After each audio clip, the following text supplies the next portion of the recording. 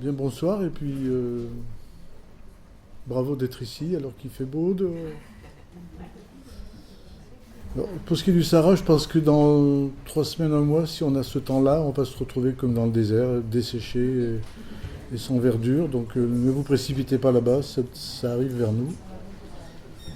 Alors donc on vous avait expliqué qu'il y a un petit hiatus, on a parlé un peu de territoire géographique il y a 15 jours, pas que, mais aussi la semaine dernière on était dans les territoire saharien des régions que je connais un petit peu, et il faudra attendre une semaine pour que, je suis pas sûr que ça fasse pas du Larsen, ouais, pour que André Bourgeot, qui est aujourd'hui, je vous l'avais dit, invité par le président du Niger pour son intronisation, pour que Bourgeot vienne nous parler de ces territoires plus au sud, qu'il connaît bien, pour les avoir fréquentés depuis 40 ans, si évidemment il n'est pas pris en otage amical par le président, puisque je crois qu'il ne va pas s'éloigner des lieux officiels.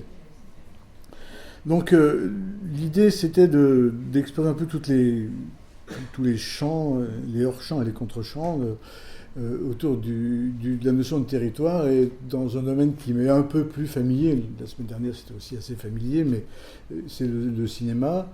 Et j'étais parti sans a priori comme ça, à part quelques films références qui vraiment s'imposent d'eux-mêmes, puis en fouillant un petit peu, on s'aperçoit qu'évidemment, le cinéma, c'est une question de temps et de territoire, comme tout. Évidemment, c'est pas très original, alors il suffit d'aller un peu faire non pas des cloisonnements, mais des catégories, et puis d'aller chercher quelques bonnes références pour s'y retrouver. Alors, je vais évoquer quelques généralités, puis on ira à partir de quelques films ou des séries de films ou des thématiques de films, voir comment le territoire se négocie. Et puis à partir un exemple qui est un film que vous connaissez peut-être, qui est un certain Spielberg, ça vous dit quelque chose? Non, c'est avec un certain Tom Hanks. Ça s'appelle Terminal, vous l'avez peut-être vu, vous connaissez. Je vous montre un petit extrait parce que c'est un long métrage, donc j'avoue que je ne l'ai jamais vu. J'ai découvert le début que je vais vous montrer parce que ça dit bien. Je crois qu'on est vraiment dans le thème. Et il se trouve que mes étudiants ont fait un travail sur ce thème-là, sur ce film-là, comme étant un lieu possible, un objet possible d'étude anthropologique. Alors je ne vous ferai pas état de tout son rapport, mais quelques têtes de chapitre rapidement. Et puis, alors tout concourt pour m'aider, puisque le dernier numéro des Cahiers du cinéma porte sur le thème de la France, sa population, mais aussi son territoire. Et donc, je prendrai quelques extraits, je vous lirai quelques extraits de ce qui est écrit, qui est très intéressant, plus voilà, des choses un peu éparses comme ça. Et si on a un peu de temps, avant la conclusion finale, parce que je vous l'ai dit au début, au fond, le dernier, avec tous ces conflits, les derniers territoires possibles, c'est la mémoire et le temps. Parce que là, on peut en faire ce qu'on veut, il n'y a pas besoin d'y mettre le pied ou de défendre un lieu. C'est dans la tête, il suffit de rêver. Et vous verrez de quelle façon ça a été illustré par un cinéaste dans un film que je mets au sommet de la hiérarchie, peut-être juste en dessous du plus grand, mais pas loin. Je vous laisse la surprise pour tout à l'heure, en espérant que la surprise, ça ne soit pas que ça ne lise pas, mais apparemment ça marche. Donc, c'est un peu ambigu de parler du territoire au cinéma, parce que d'emblée, le cinéma, c'est un monde parallèle. Ça nous est tellement familier maintenant, pas que le cinéma, la télévision, la littérature évidemment, on ne va pas mettre le cinéma complètement à part, mais tout ce qui nous fait voyager, ou nous déplacer, ou nous décaler, pas forcément voyager très loin. Quelqu'un disait, il y a les livres qu'on emmène en voyage et ceux qui nous font voyager. Pas tout à fait la même chose.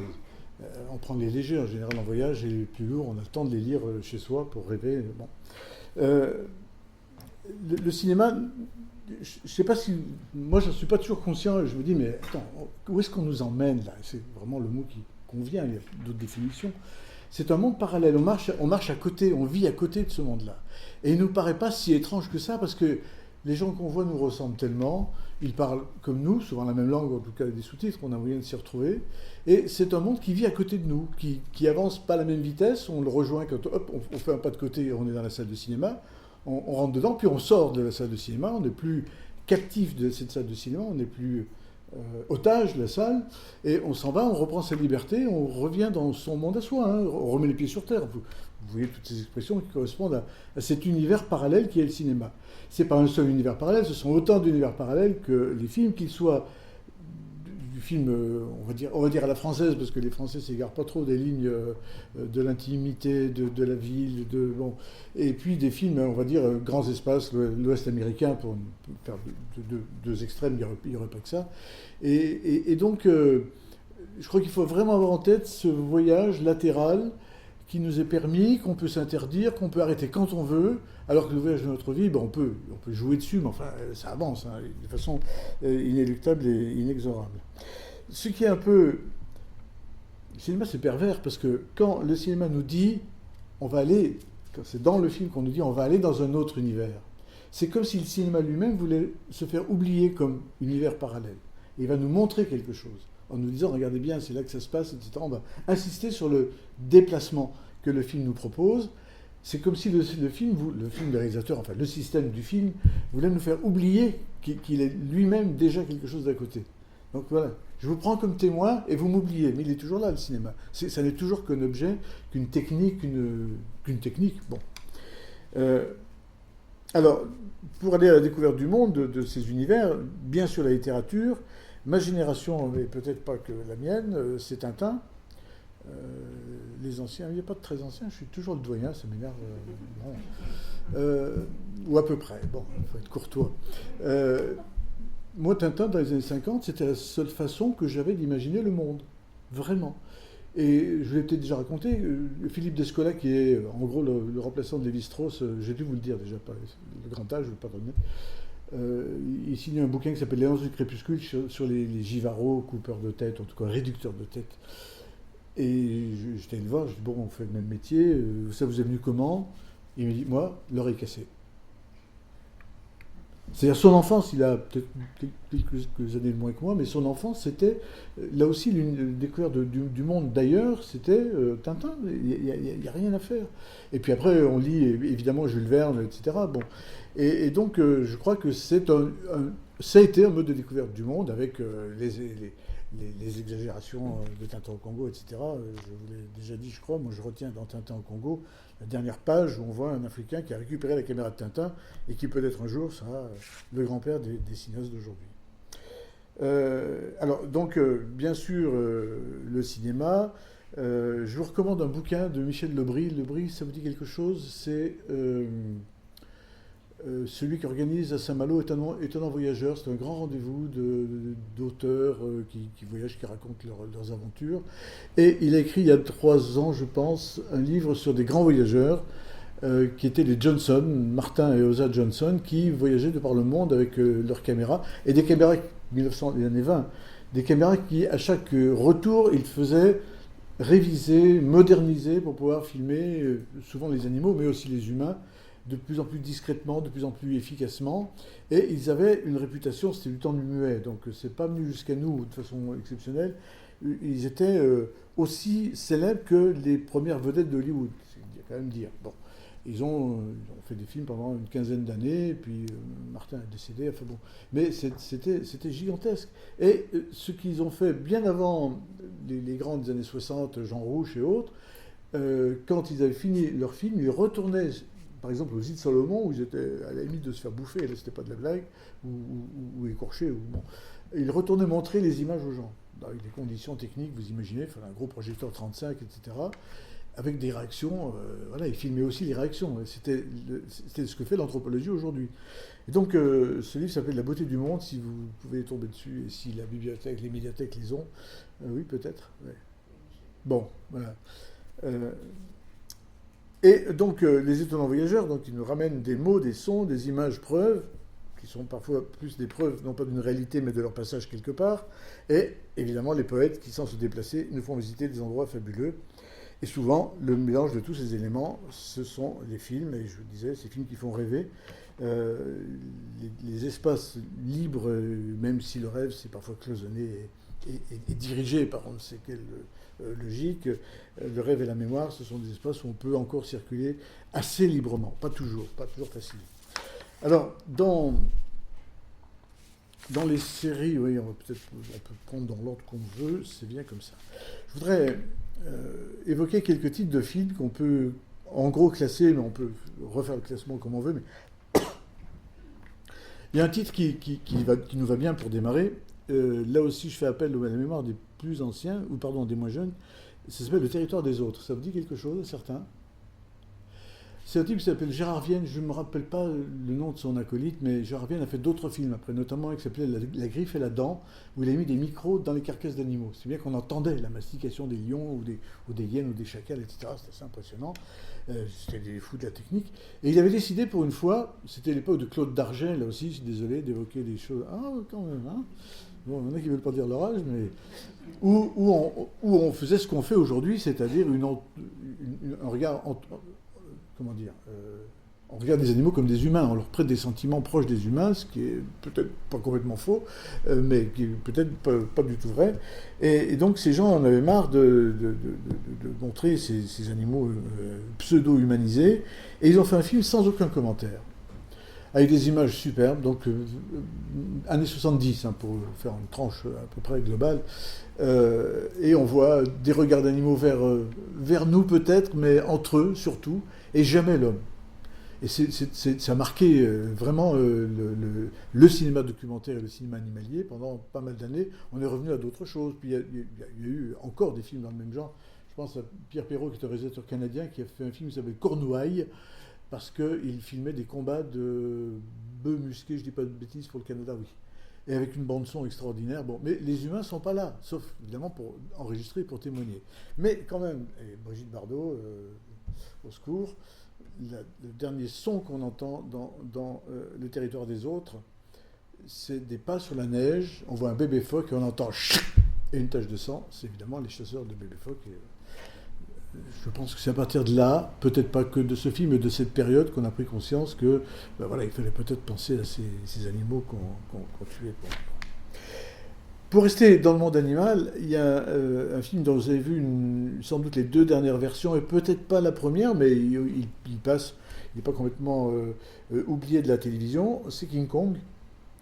Ça vous parle? En tout cas, Naomi Watts dansant lascivement dans la main du dernier King Kong, c'est qu'on est obligé de s'en rappeler.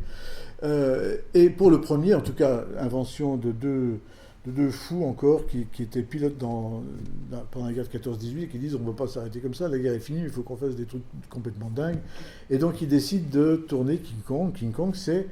Là, vous avez réellement des territoires très marqués. Rappelez-vous, lorsqu'on arrive dans le village lorsque les gens qui veulent tourner un film arrivent dans le village des sauvages, et ils le sont vraiment, parce que tel qu'on les imaginait dans ces années 20, fin des années 20, début des années 30, King Kong est un des premiers parlants, il y a une grande barrière, très solide, très haute, très très haute, qui isole le village. On est dans une île, il y a un village avec des mœurs voilà, très, très brutales, et puis il y a une immense barrière, et de l'autre côté, eh bien, il y a un monde étrange, il y a quelqu'un, une sorte d'animal qui domine tout, à qui on fait des offrandes d'enfants ou de jeunes filles, je ne sais plus, il va les torturer, je pense, et les explorateurs franchissent cette barrière, et ils savent qu'il y a peut-être ce King Kong, mais ils découvrent plein d'animaux préhistoriques.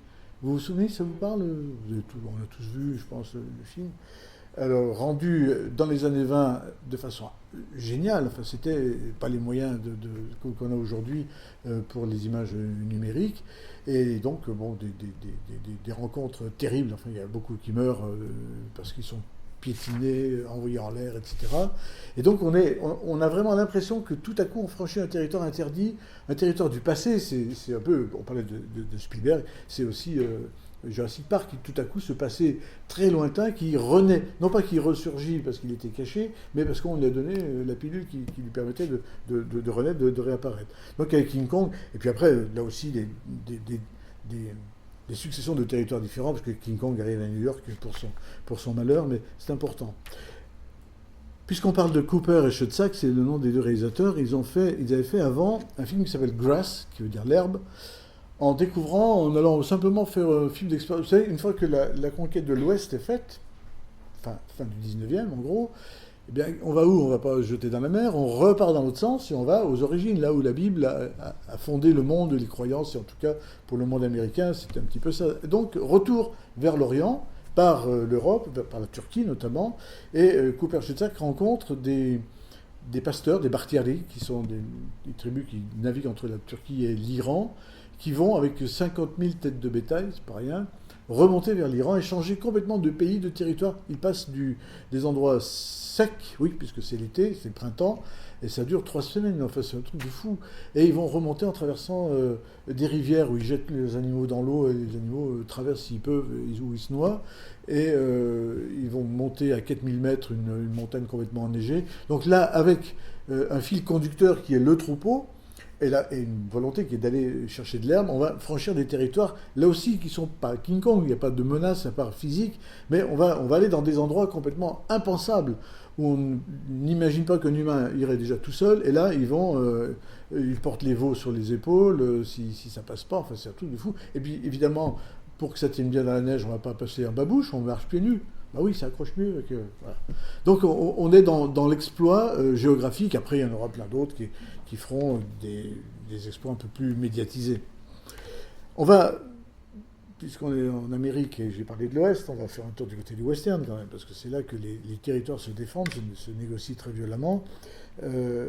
Bon, les Westerns, c'est vrai que ce sont les Indiens qui sont les victimes, mais quand même, c'est eux qui dominent, ils sont toujours au-dessus. C'est eux qui voient passer la caravane. On ne voit jamais les Indiens en dessous. Ils sont toujours au-dessus. C'est eux qui ont la vision, non pas cavalière, parce que c'est un peu haut, mais axonométrique, depuis Monument Valley. Quand vous allez à Monument Valley, on vous fait monter, vous pouvez monter au sommet d'où John Ford a fait ses images de Stagecoach, et vous pouvez se faire photographier, peut-être ça vous est arrivé déjà. On ramène un souvenir de la vue plongeante de Monument Valley avant que la cavalerie n'arrive pour délivrer la diligence de la charge des Indiens. Bon, ça c'est un petit exemple amusant, mais il y a quelques films qui sont... alors, le territoire indien, je vais y revenir, mais quelques films qui marquent bien le territoire comme lieu que l'on peut envahir, utiliser pour l'élevage. Bon, d'abord, l'Ouest, c'était les chercheurs d'or, c'était surtout des gens qui avaient des troupeaux pour les grands abattoirs de Chicago, etc. Pour les grandes villes de l'Est, il fallait engraisser les troupeaux à l'Ouest. Et il y a eu quelques conflits entre ceux qui voulaient l'open ranch, c'est-à-dire on suit les troupeaux là où il y a de l'herbe, et les fils de fer barbelés. J'ai évoqué la semaine dernière, je ne sais plus comment ça s'appelle, ce Lucky Luke, où on voit les barbelés qui s'installent sur la prairie. C'est tout à fait ça. Hein. Et un film qui s'appelle L'homme qui n'a pas d'étoile, avec Kirk Douglas, c'est toute cette histoire-là. C'est-à-dire qu'il y a les gens qui la nuit plantent les barbelés, et les autres qui le lendemain les arrachent au coup de l'assaut, puis on tire, et ça sort. Donc il y a vraiment des enjeux territoriaux, là, vraiment par définition. Et puis des conflits dans un film qui s'appelle La vallée de la poudre, entre autres, mais il y en a eu plein d'autres, entre les éleveurs de moutons et les éleveurs de bovins. Parce que les moutons arrachent tout et font des désastres pour les vous connaissez ça peut-être mieux que moi, pour certains, mais il vaut mieux pas mélanger ces deux modes de pâture, et ça donne des films aussi qui sont devenus un peu mythiques. Alors pour revenir sur... ah oui, quand même, ce qui est intéressant dans L'homme qui n'a pas d'étoile, Man Without Stars, c'est King Vidor 1954. Il y a une chanson que j'aime beaucoup, qui va donner le titre de mon bouquin sur le cinéma, qui j'espère sera cet automne. Ça s'appelle Who Knows? Who knows which way is the wrong, the right way? Et pendant, je pense, 2 minutes et demie, le film commence par un train qui va découper l'espace. C'est l'emblème du film, c'est l'espace qui se découpe et qui arrive en haut à droite et qui approche tout doucement, et qui traverse l'écran comme ça. Et c'est le temps du générique et de la chanson. Et après, on s'aperçoit que Kirk Douglas est dans un wagon et c'est un aventurier. Bon, voilà.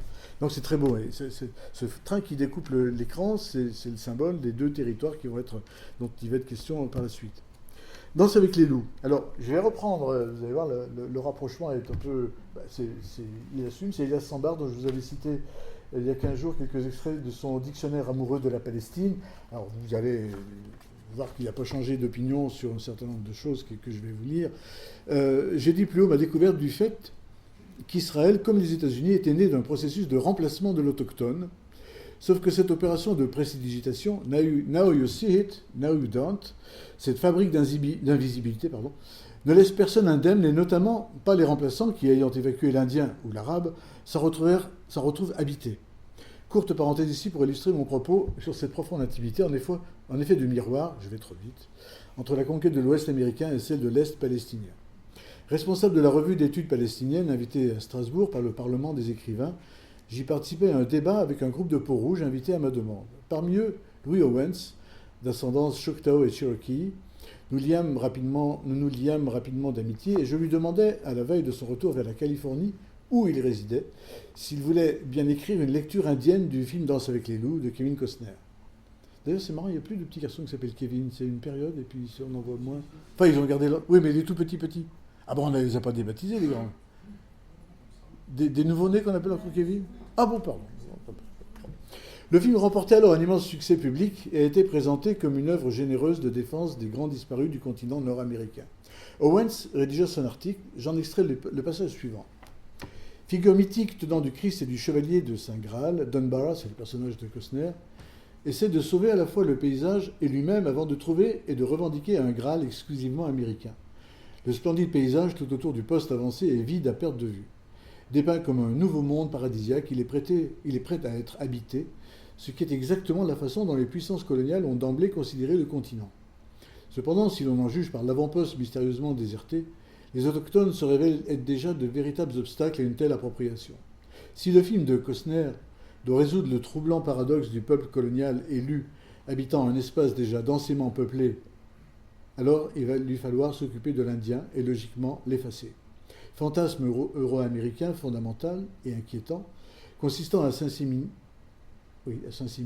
l'indianité, à absorber et à s'approprier tout ce qui a de la valeur dans l'univers indigène en tant que prélude à l'éradication et au remplacement de l'indigène réel.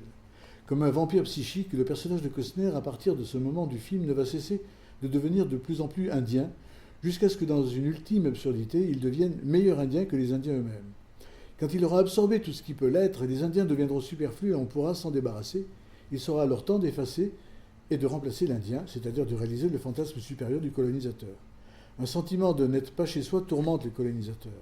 Mais ce que le colonisateur convoite n'est rien d'autre que le rapport de l'indigène au lieu, à la terre envahie et volée. Si cette relation originelle pure que l'Indien entretient avec l'espace peut être d'une façon ou d'une autre revendiquée et récupérée, alors l'envahisseur moralement maculé peut renaître du ventre du paysage en toute innocence. Depuis les premiers temps de l'entreprise coloniale, l'envahisseur européen a manifesté un désir pervers et paradoxal, à la limite du grotesque, d'être indien, d'habiter non seulement le continent, mais aussi ses habitants originels. Bon, alors, lui, il applique à Israël, il fait ce rapprochement. On va rester chez les Indiens, si vous voulez. J'ai déjà évoqué la question du monde arabe et d'Israël la dernière fois. Et puis, il y a des lieux très particuliers dans le cinéma, qui sont, par exemple, Alamo, film de John Wayne, mais dans lequel, on ne sait pas laquelle, John Ford, qui était de passage, donc c'était le cinéaste attitré John Wayne et inversement, a tourné une séquence. Alamo, c'est une enclave, vous connaissez un peu l'histoire, c'est à l'époque de, comment il s'appelait, ce général mexicain qui voulait reconquérir le Texas. En fait, c'est le dernier bastion avancé, c'est le dernier territoire texan en pays mexicain. En tout cas, c'est le général Santa Anna, je crois, qui attaque ce fort et qui le harcèle jusqu'à ce que le fort tombe. Les troupes en renfort arriveront trop tard.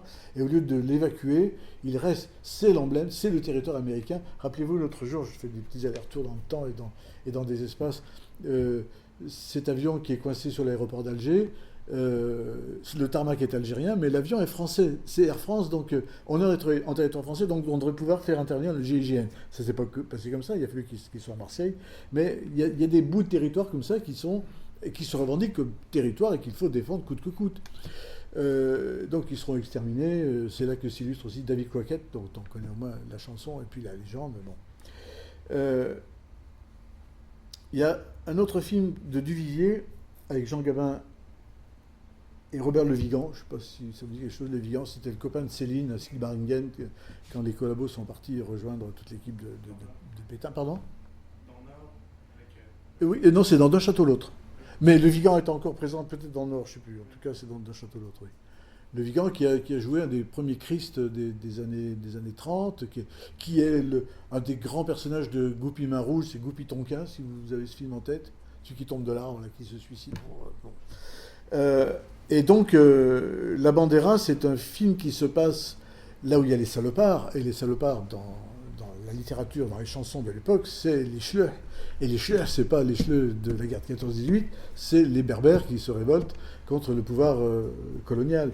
Et donc Gabin, qui est fugitif, comme souvent, qui apprend qu'il y a des brumes, se retrouve parce qu'il a fait un crime, il a commis un crime, il se retrouve dans ce fort, il est légionnaire, et ils vont défendre le territoire en s'accusant mutuellement, l'un d'être... il accuse Le Vigan d'être flic, ce qu'il est réellement, il essaie de lui faire avouer, et l'autre essaie discrètement de le cuisiner. Bon. Et donc on est dans un univers comme ça qui est un univers de tension, parce que ce qui compte, c'est l'histoire entre ces deux types, et alors que les autres sont prêts à venir les liquider, ce qui va être le cas aussi dans le film. Mais on est en territoire... Alors la Bandera, c'est une légion espagnole. On est dans une région qui est tenue par l'Espagne. Et puis dont vous avez au moins lu le livre, en tout cas vous connaissez le titre, et en tout cas le lieu du tournage, puisqu'il s'agit du fort de Bram, qui a été détruit lors d'un tremblement de terre en Iran il y a maintenant 10 ans. Test. Là aussi, lieu d'enfermement, territoire qu'il faut défendre contre un ennemi qui va apparaître que à la fin, à l'horizon, le désert des Tartares. Ça vous parle, hein? Bon. Giorlini est l'auteur, aidez-moi. Vous avez m'aider à retrouver l'auteur, là, je suis ridicule. Là. Buzzati, Dino Buzzati, merci, pardon. Donc là aussi, des univers fermés. Il y a aussi, on pourrait citer le massacre de Fort Apache, etc. Et alors, ça, c'est pour les forts. Et également, le passage vers un autre territoire. Il y a un film qui est très important dans l'histoire du western, c'est Veracruz. C'est-à-dire, est-ce que l'armée américaine va poursuivre les méchants au-delà du Rio Grande, puisque c'est le Mexique, c'est le Mexique d'après, d'après la guerre du Texas, etc. Est-ce qu'on va pouvoir franchir? Donc là, tout à coup, il y a cette rivière qui interdit à la loi de s'appliquer, puisque les Mexicains s'en fichent un peu, ils s'arrangent avec les bandits. Bon. Alors, ça, c'était les forts. Peut-être une petite allusion à des territoires qui sont non balisés encore, qui sont infinis. Vous avez vu, vous avez entendu parler au moins de True Grit, le dernier film des frères Cohen, où là on a un territoire infini qu'on va pas... On a un seul Indien, d'ailleurs, on a un ours, qui n'est pas vraiment un ours, et puis le territoire est infini, pas balisé. C'est-à-dire c'est un des sujets du film, le territoire. C'est-à-dire, au loin, on s'en va, on ne sait pas où on va. Et le pendant de ça pourrait être, mais c'est lié complètement... Si vous avez en tête Dead Man, Jim Jarmusch, quand il est dans le train, il voit passer toute l'histoire et tout le territoire américain, alors qu'il va arriver dans une petite ville. Bon, mais ce moment-là où on tire sur des bisons, c'est toute une histoire, et vu depuis un territoire protégé, pas toujours, mais les trains sont quand même des territoires qu'on n'attaque pas aussi facilement, sauf dans Laurence d'Arabie. Mais c'est un territoire protégé. On voit défiler tout l'Ouest américain, avec tous ces clichés, évidemment, les Indiens, les bisons. Bon, c'est assez amusant de voir ce raccourci qui est volontairement provocateur. Alors, on va aller dans un autre domaine qui est la maison. Alors, des territoires protégés, je vais un peu vite là, parce que, en plus, vous l'avez peut-être revu il n'y a pas longtemps, La Nuit du Chasseur. Est-ce que la maison protège réellement? Oui, La Nuit du Chasseur Charlotten avec... Excusez-moi, quand j'ai pas noté, ça ne m'en vient pas spontanément. L'acteur qui siffle un air terrifiant. Robert Mitchum, merci. Bon. Donc cette maison qui devrait protéger et qui ne protège pas vraiment parce que les entrées ne sont pas bien calfeutrées, etc. On croit que c'est un territoire privilégié et ça ne l'est pas. Et puis, des territoires, là on n'est plus dans l'intime, mais dans des choses plus restreintes. Un film adapté de Maupassant qui s'appelle La Maison Tellier. Ah, je retrouve ma génération là. La Maison Tellier, rapidement, c'est une maison. Excusez-moi de le dire comme ça, je prends le ton du conteur. C'est une maison. Elle est un peu fermée, pour ne pas dire plus. Et pour que l'histoire commence, il faut que cette lumière s'éteigne. C'est parce que ces dames vont quitter le bordel, allez, on va parler français, pour aller assister à une première communion à l'autre bout de la région. On est en Normandie, dans une église baroque d'ailleurs, qui existe toujours, qu'un ami a refilmé pour faire hommage à ce grand réalisateur qui s'appelait Max Ophuls, et donc adaptant Maupassant. Et cette maison, elle est tellement sacré, c'est-à-dire qu'il se passe des choses, on ne va pas y aller, mais il se passe des choses avec des gens qui ont une certaine noblesse, qui sont ces dames qui vont retrouver une grandeur d'âme en allant à la première communion, en se confrontant à la naïveté, à la virginité. On ne va pas y entrer. La caméra va tourner autour comme un espace protégé. C'est-à-dire, ces messieurs de la ville y vont, sauf le jour où ils sont partis, et donc ils se retrouvent à Fécamp, tout seuls à s'engueuler, parce que pour un samedi, c'est un drôle de samedi, c'est pas drôle. Et un lieu dans lequel on ne pénétrera jamais, ni au début ni à la fin. C'est un territoire qui est réservé aux fêtards, mais nous qui sommes du monde, on va évoquer cette histoire étrange, formidable, mais on ne va pas y aller. Il ne faut pas vous emmener là-dedans. Bon. Voilà, c'est un peu cet univers-là. Je pensais à Goupil Main Rouge pour un film un peu plus... Je l'ai évoqué tout à l'heure, mais bon, c'est plutôt sur l'espace, je ne vais pas trop insister. On revient au western. La ville. La ville qui a là aussi, qui s'oppose au désert, bien sûr. Dans le désert, il y a les Indiens. Il y a surtout... Les Indiens n'attaquent pas beaucoup la ville. Hein. Ils attaquent les convois, ils ne vont pas dans la ville. Quelques exceptions, mais que vous pourriez retrouver, mais je ne les aurai en tout cas pas en tête. Sont plutôt les bandits, ceux qui sont au service du ranch d'à côté, qui est un type pas très honnête et qui tue les bêtes de son voisin parce qu'il l'ennuie, etc. Et donc, dans les très grands exemples, pour moi, je mets au sommet du sommet, comme tout à l'heure, Rio Bravo, qui est une merveille. Bon, donc, l'univers, l'enceinte de la ville, qui devrait protéger du mal, mais qui ne le fait pas. Et dans le même genre, vous connaissez peut-être plus ce film, en tout cas son titre est passé dans plein de rubriques, notamment pour la dernière réplique qui est Print the Legend, imprimer la légende si la vérité vous fait un peu défaut. Et c'est L'homme qui tua Liberty Valance. Ça vous parle, oui. Donc, comme James Coburn, John Wayne, et là aussi un univers protégé, mais pas tout à fait, parce que les bandits s'infiltrent, il va falloir s'en débarrasser. Donc, territoire de la ville, oui, mais surtout quand le bandit arrive à midi, et que le train siffle 3 fois, et que Gary Cooper sort, ça vous dit ce film? Si toi aussi tu vas... Voilà. Ouais. Pourquoi les bons élèves sont toujours au premier rang? Bon. Là aussi, la ville est reliée à l'extérieur par un train qui va amener un bandit qui va se venger de Gary Cooper, tout jeune époux de Grace Kelly, qui est quaker et qui ne veut pas utiliser une arme, sauf qu'il y a un pistolet qui est accroché sur le mur, sur un mur blanc depuis le début du film, et on se dit qu'elle ne va pas faire autrement que décrocher ce pistolet à la fin pour aider son mari, parce que malgré ses convictions, bon, mais ça c'est un détail de mise en scène. Et donc là, on est bien encore dans une ville qui trahit le shérif, et c'est pas la première fois, tout le monde flippe un peu. Bon. Voilà, c'est quelques petits exemples sur la ville. Un autre, alors j'ai parlé du train, mais il y a aussi comme univers protégé, comme territoire qui se déplace, il y a la diligence. Donc c'est la diligence de la chevauchée fantastique où on négocie ces petits conflits entre soi, mais on se réunit quand les Indiens attaquent. Parce que là, on ne peut qu'être complémentaires, etc. Un bateau, c'est le Titanic, où là aussi les espaces riches et pauvres sont bien séparés, sauf que dans l'océan, on se retrouve. Pas tous, parce que les riches, quelques-uns s'en sont sortis. Alors, pour conclure avec ces listes de films, ça pourrait durer indéfiniment, il y a un autre territoire qui est abordé depuis, c'est symbolique, parce que je crois que c'est en ce moment qu'à Saint-Quentin-Fallavier, avec un accompagnement musical, on projette le cabinet du docteur Caligari. Vous avez peut-être les programmes en tête. C'est un film de juste avant 28-29, juste avant Le Parlant, qui se passe dans un asile d'aliénés où on ne sait plus qui est fou, qui ne l'est pas. Et on se fait bluffer jusqu'à la fin, vraiment. Peut-être comme un film que vous avez vu, qui est plus récent, qui s'appelle Shutter Island. Pour moi, c'est Shutter Island, mais 70 ans avant. C'est-à-dire, on dit, on s'est fait bluffer parce qu'on est parti dans la tête du gars. Voilà, c'est ce que j'appelle territoire mental, de façon peut-être un peu simpliste. Et puis il y a des territoires, puisqu'on est dans le monde des aliénés, il y a des territoires qui sont bien circonscrits, comme j'évoquais les villes ou d'autres lieux tout à l'heure.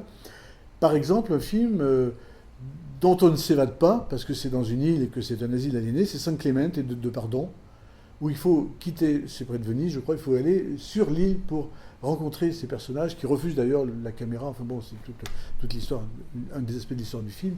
Là, on est dans un territoire vraiment interdit, mais pas seulement interdit par la loi, puisque à l'époque, c'est les débuts du cinéma direct où on ne savait pas trop bien quel pourrait être l'impact d'un film.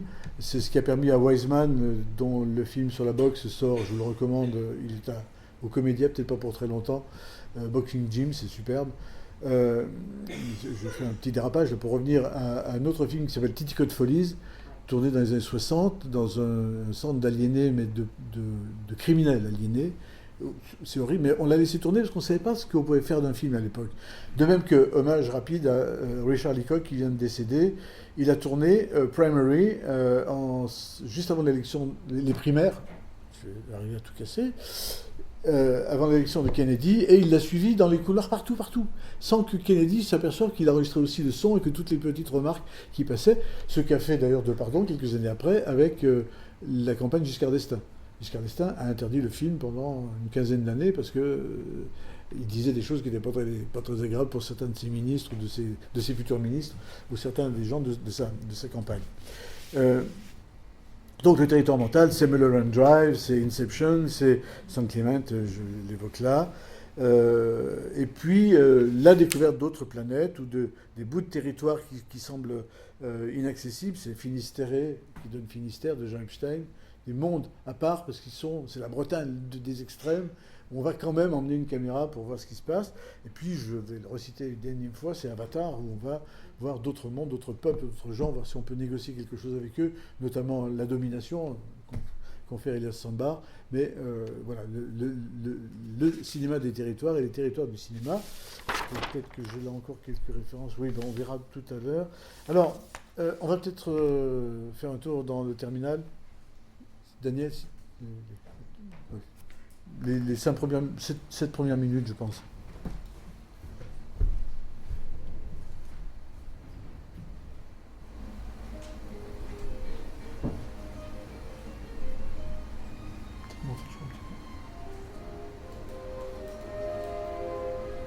Encore.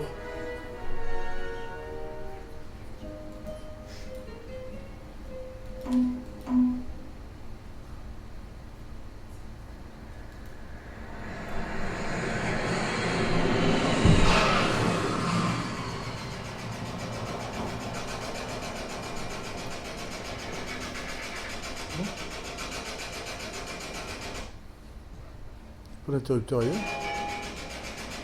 L'arrivée du vol de l'Institut 435 en provenance de Pékin porte le C29. Les passagers sont priés de se présenter au poste de contrôle. 联航公司从北京来的943号班机已经到达，与高峰带有通到 C42号班。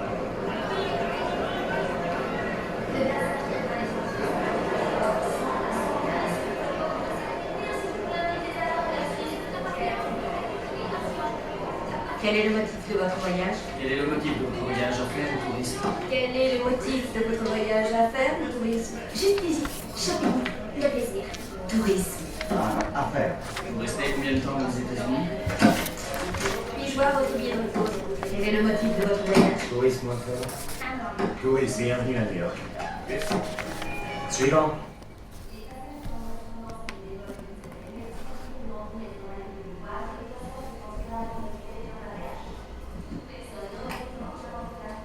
Attention, il va à la pêche. Vous voyez cette bande de sweatshirt Mickey là dans cette file? C'est le groupe de Chinois en correspondance pour Orlando. Depuis quand est-ce qu'on voit un groupe de touristes chinois qui va à Disney World sans le moindre appareil photo ou caméra? Faux papier probable pour guichet 10 et 11.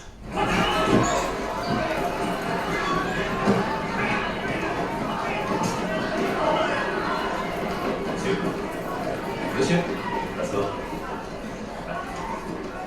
merci. Bienvenue, monsieur Natorski. Quel est le motif de votre voyage? Bon, vous voulez être probable. Affaires ou tourisme? Anglais, mais non doublage.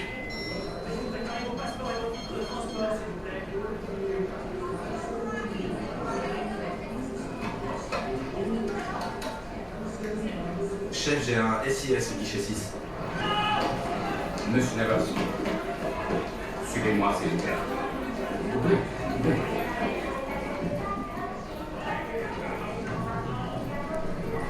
Voilà, monsieur Navosky, je voulais vous demander d'attendre ici, s'il vous plaît. Nous vous rappelons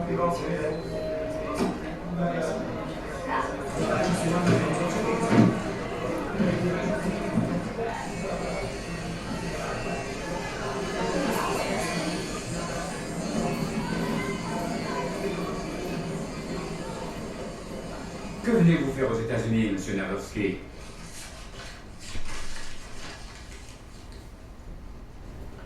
Taxi jaune, s'il vous plaît.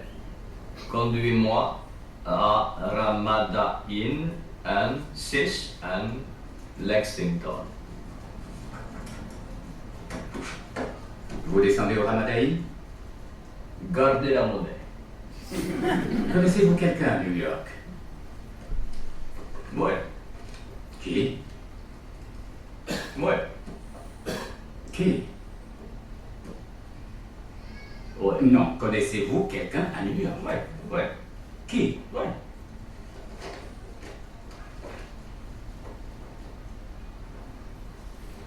Un, 6, un. D'abord, monsieur Navovsky, je vais avoir besoin de voir votre billet de retour, s'il vous plaît. Non, votre billet de retour, votre... Oh, Ah. Bon, c'est juste la procédure habituelle. J'ai besoin de votre passeport aussi. oh, ok. Non. Monsieur Navovsky. Ça. Passeport. Ça.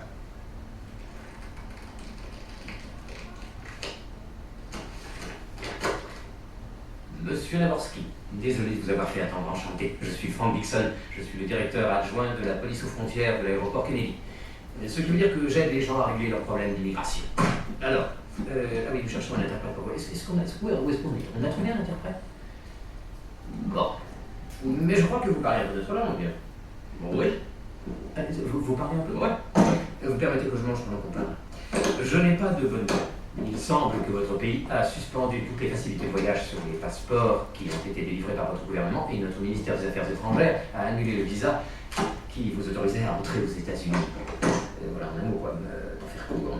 Voilà. Toujours est-il que pendant que vous étiez dans les airs, un coup d'État militaire a eu lieu dans votre pays. La plupart des morts sont des membres de la garde présidentielle. Ils ont été attaqués au milieu de la nuit, il y a eu une terrible fusillade. Enfin, on dit tout aux infos de GHN, je crois. Hein. Bon, enfin, il y a très peu de blessés chez les civils. Alors, je suis sûr que votre famille va bien. Monsieur Navovsky, votre pays a subi un soulèvement de l'intérieur. La République de Cracovie a de nouveaux dirigeants. Cracovie! Oh là. Non, je crois que... Non. je crois... Bon. Je vais... Ok. Écoutez, imaginez que ce paquet de chips est la Cracovie. D'accord? Cracovie. Cracovie, Ouais. Cracovie. Ok. Bon. Alors, ce paquet de chips est la Cracovie. Ok? Et cette pomme, Big Apple. Big Apple, New York. Big Apple, représente les rebelles de la liberté. Ok? Plus de Cracovie. Ok? Nouveau gouvernement. Révolution. Je suis désolé de la frustration, si c'en est une, mais bon, voilà, ça dure 1h30 et on a encore de... Voilà, ce terminal est dans ce truc. Alors, vous avez saisi, il n'a plus de pays. C'est-à-dire qu'il va être dans un no man's land, on ne le laisse pas rentrer, bien sûr, parce qu'il n'y a plus de visa pour l'Amérique, et on ne laisse pas repartir, parce qu'on ne sait pas où il va repartir. Donc, il a le cul entre deux chaises, comme on dit poliment, et voilà. Donc c'est toute l'histoire, et comment il va se débrouiller avec sa naïveté, son bon fond, voilà, je ne raconte pas l'histoire. Alors, cet étudiant, donc, c'est Alexandre Trégourt, une très bonne note en plus. Il a relevé quelques espaces, quelques cloisonnements qui font territoire, si on veut bien. Je vous lis très rapidement. Dans un aéroport, chaque espace est segmenté en zones. Chacune est destinée à un usage particulier et tous les individus n'ont pas la possibilité d'y accéder. Salles d'attente et zones d'embarquement, bureaux personnels et salons privés. Les règles à respecter dans un espace public ne sont pas les mêmes que dans un lieu privé, de même que certains comportements qui y sont répudiés pourraient ne pas l'être ailleurs. De plus, on retrouve à la périphérie de ces espaces de nombreuses frontières exclusives, plus ou moins formelles et matérielles. Elles restreignent l'accès à certaines zones du terminal. Ce sont les lignes, douanes, murs ou simples portes que l'on retrouve un peu partout. Alors, je voudrais vous signer un bouquin. Moi, j'ai jamais eu l'occasion de le lire, mes étudiants le citent tellement que je crois que j'ai toutes les pages en tête, c'est Erving Goffman, G-O-2-F-M-A-N, mais peut-être que pour la médiathèque, vous l'avez déjà. C'est la mise en scène de la vie quotidienne. C'est la référence sur les comportements des gens entre eux, les interactions, les relations en public, etc. C'est un bouquin qui date de 1973 et qui sert, en tout cas en anthropologie et en sociologie, de référence depuis cette époque-là. Et je pense qu'il est revenu un peu à la mode dans les années 2000. C'est bien qu'on me le cite partout. Je vais enfin arriver à le lire, mais voilà, si vous laissez influencer. Ah, pardon, oui, c'est la mise en scène de la vie quotidienne.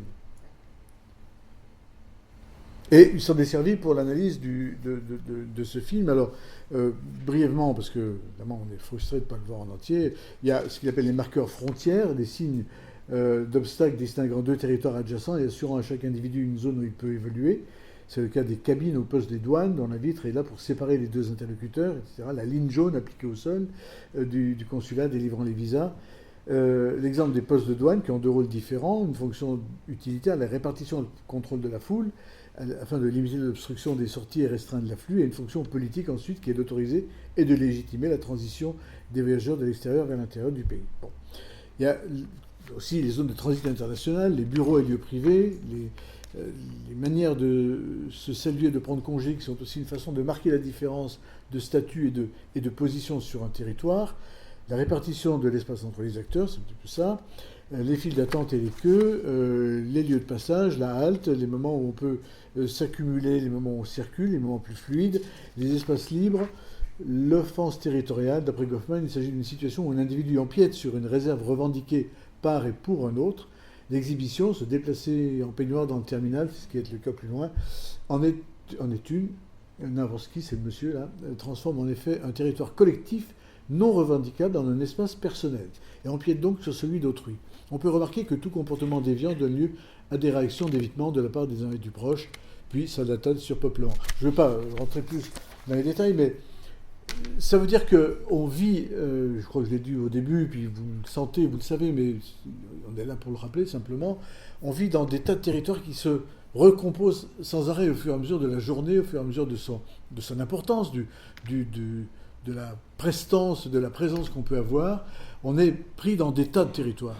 Hein. Là, on est dans un territoire, je suis sur une estrade et mettez des guillemets, je domine un peu, j'ai le micro pour l'instant, c'est moi un peu le patron. Tout à l'heure, vous allez me renvoyer tout ça par la figure, mais pour l'instant, il y a un territoire qui est le maître et puis les élèves. Bon, c'est comme ça. Vous avez choisi, moi aussi. Bon. Mais si vous voulez prendre ma place, n'hésitez pas. On n'est pas du tout dans un aéroport où il y a une hiérarchie qu'il faut respecter parce que c'est la loi. Ici, la loi, c'est la loi de l'échange. Mais vous voyez que là aussi, j'ai mangé un peu du territoire en faisant un peu de l'ironie, etc. J'essaye, là aussi, des tonnes de guillemets, de dominer un peu mon sujet et mes auditeurs pour que tout à l'heure, ça ne soit plus le cas. Là, on fabrique des barrières que l'on ouvre quand on a envie. Bon. Et ça, c'est la vie quotidienne. Et je crois que c'est intéressant, non pas d'arrêter de vivre pour regarder ça, mais de se dire à tel instant, je suis où par rapport à l'environnement, jusqu'où je peux aller, il y a un feu rouge, ou bien je vais m'approcher de quelqu'un, etc. C'est ça le territoire. C'est les grands espaces, on y viendra à nouveau la semaine prochaine, mais c'est aussi des petits territoires. Justement, je voulais vous dire la semaine dernière le petit exercice auquel je me suis livré en faisant l'anthropologue, là, en disant ici les femmes, les hommes, les territoires plus larges, etc. Vous savez, vous pouvez le faire, on peut faire de l'anthropologie sans le savoir, comme M. Jourdain. C'est pas très difficile, il faut du temps, dans le cas d'un étranger qui arrive dans un monde qui lui est totalement étranger et qui est différent, mais si ça vous intéresse, vous pouvez le faire autour de vous en disant là je vais pas, là je reçois quelqu'un, je reçois pas, vous pouvez faire des petits schémas et vous verrez que c'est vachement intéressant. Ça et les photos de famille. Alors chez les nomades, je ne pouvais pas le faire. Les photos de mariage, les photos qui est là, qui n'est pas là, pourquoi la cousine Huguette n'est plus à côté du cousin Bernard, etc.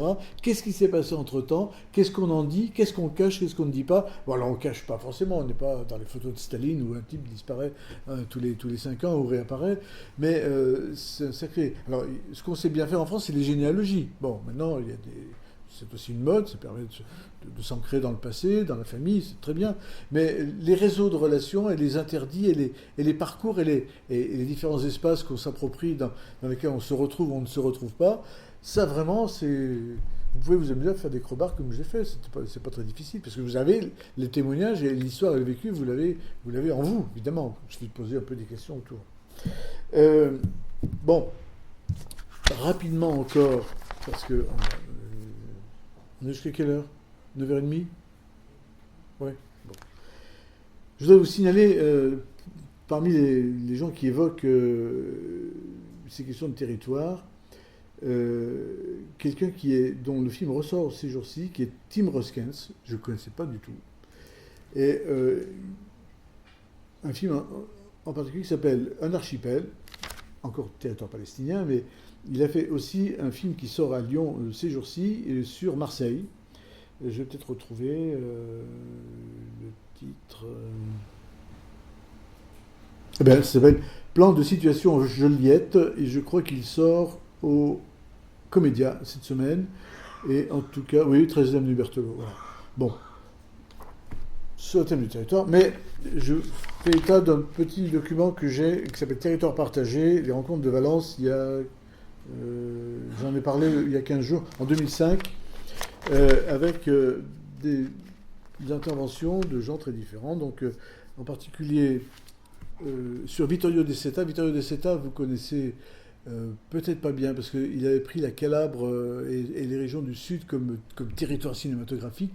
C'est-à-dire ce qu'on sait du Sud des années 60 à 80, 50 à 80, ce sont des films très courts, Le Temps des Espadons, Les Îles de Feu, Pâques en Sicile, Paysans de la mer, Berger d'Orgo Solo, Un jour en Barbagie, ce sont des films assez courts. C'est grâce à ces films qu'on connaît, je reviens à ce que je disais tout à l'heure sur Tintin, bon, c'est tout à fait différent, mais qu'on connaît ces territoires. Il s'est attaché à filmer, coûte que coûte, avec des moyens très dérisoires, hein, c'était pas des grosses productions, sauf un plus important, et que peut-être les cinéphiles auront en tête, c'est Banditi a Rogo Solo. Ça vous parle, non? Les bandits de Rogo Solo. Rogo Solo, c'est une ville à côté de Nuoro, qui est une des capitales du nord de la Sardaigne, et la particularité de cette petite ville, c'est que les personnages de la ville, ils ont anticipé sur nous aujourd'hui, sont peints sur les murs. C'est-à-dire, vous voyez des mamies, des papis qui sont sur leur banc, et quand ils se lèvent de leur banc, ils restent, non pas leur trace comme à Pompéi, mais c'est leur peinture, c'est un artiste qui était venu, qui avait encadré des élèves de beaux-arts, et le village est merveilleux. Et ces bandits à Rogo Solo, c'est l'histoire d'une méprise de l'État qui accuse quelqu'un, et qui, ce quelqu'un étant innocent, va devenir bandit pour dire, bon, ouais, on me cherche pour quelque chose. Et je me souviens, à Rogo Solo, j'avais rencontré un vieux monsieur, un berger, et on parle un peu, et comment ça va, on se débrouille, bon, on s'en tire, et je lui parle du film. Et il me dit, j'ai pas besoin de traduire, i banditi sono a Roma. Ah, c'était... Bon, alors je vais fermer ma gueule, je dis au revoir. Bon, voilà. Des films territoires, des films qui disent un pays. Je pense à un cinéaste originaire de France, mais ça me revient comme ça, Arthur Lamotte, qui a beaucoup filmé les Indiens du Québec, les Indiens qui parlent français, donc, et qui lui aussi a marqué un territoire par ses films, puisque ces gens, on ne saurait rien d'eux s'il n'avait pas fait cette série de films. Pas seulement un film événementiel comme Nanook, qui a bien sûr parlé des Inuits, mais une série de films. Je crois que c'est très important. Également, bon, alors je vais un peu vite, j'ai beaucoup insisté jusqu'à présent sur la Palestine, ça n'enlève pas l'intérêt qu'on lui porte, mais je vais glisser un peu. Alors, Robert Kramer, qu'on ne connaît pas très bien, et pourtant c'est un cinéaste américain qui a beaucoup fait de films sur l'Amérique, et il a fait un film qui s'appelle Cité de la Plaine, dans le nord de la France, aux confins de la métropole lilloise. Un homme remonte le fil de sa vie, immigré maghrébin, il a fondé un commerce contre vent et marée, et épousé une Française dont il a eu un enfant. Mais au bout du chemin, il finit par tout perdre, à commencer par la vue. Dans Cité de la Plaine, son film testamentaire, Robert Kramer lie le local au global et décrit les mutations contemporaines de territoires urbains, laissant entrevoir l'avènement d'un monde où se juxtaposeraient désormais centres technologiques de décision planétaire et vastes zones en friche ou à l'abandon. Également des films sur la Papouasie. Papouasie, une guerre oubliée, c'était un des thèmes de ces rencontres. Terre historique des Papous, l'Irian Jaya est la plus grande des provinces indonésiennes, représentant le quart des ressources naturelles du pays. Depuis 1977 s'y perpétue un génocide oublié, expropriation, déplacement de population, redistribution des terres aux nouveaux immigrants javanais, exploitation sauvage des richesses se solde par la mort de dizaines de milliers de civils.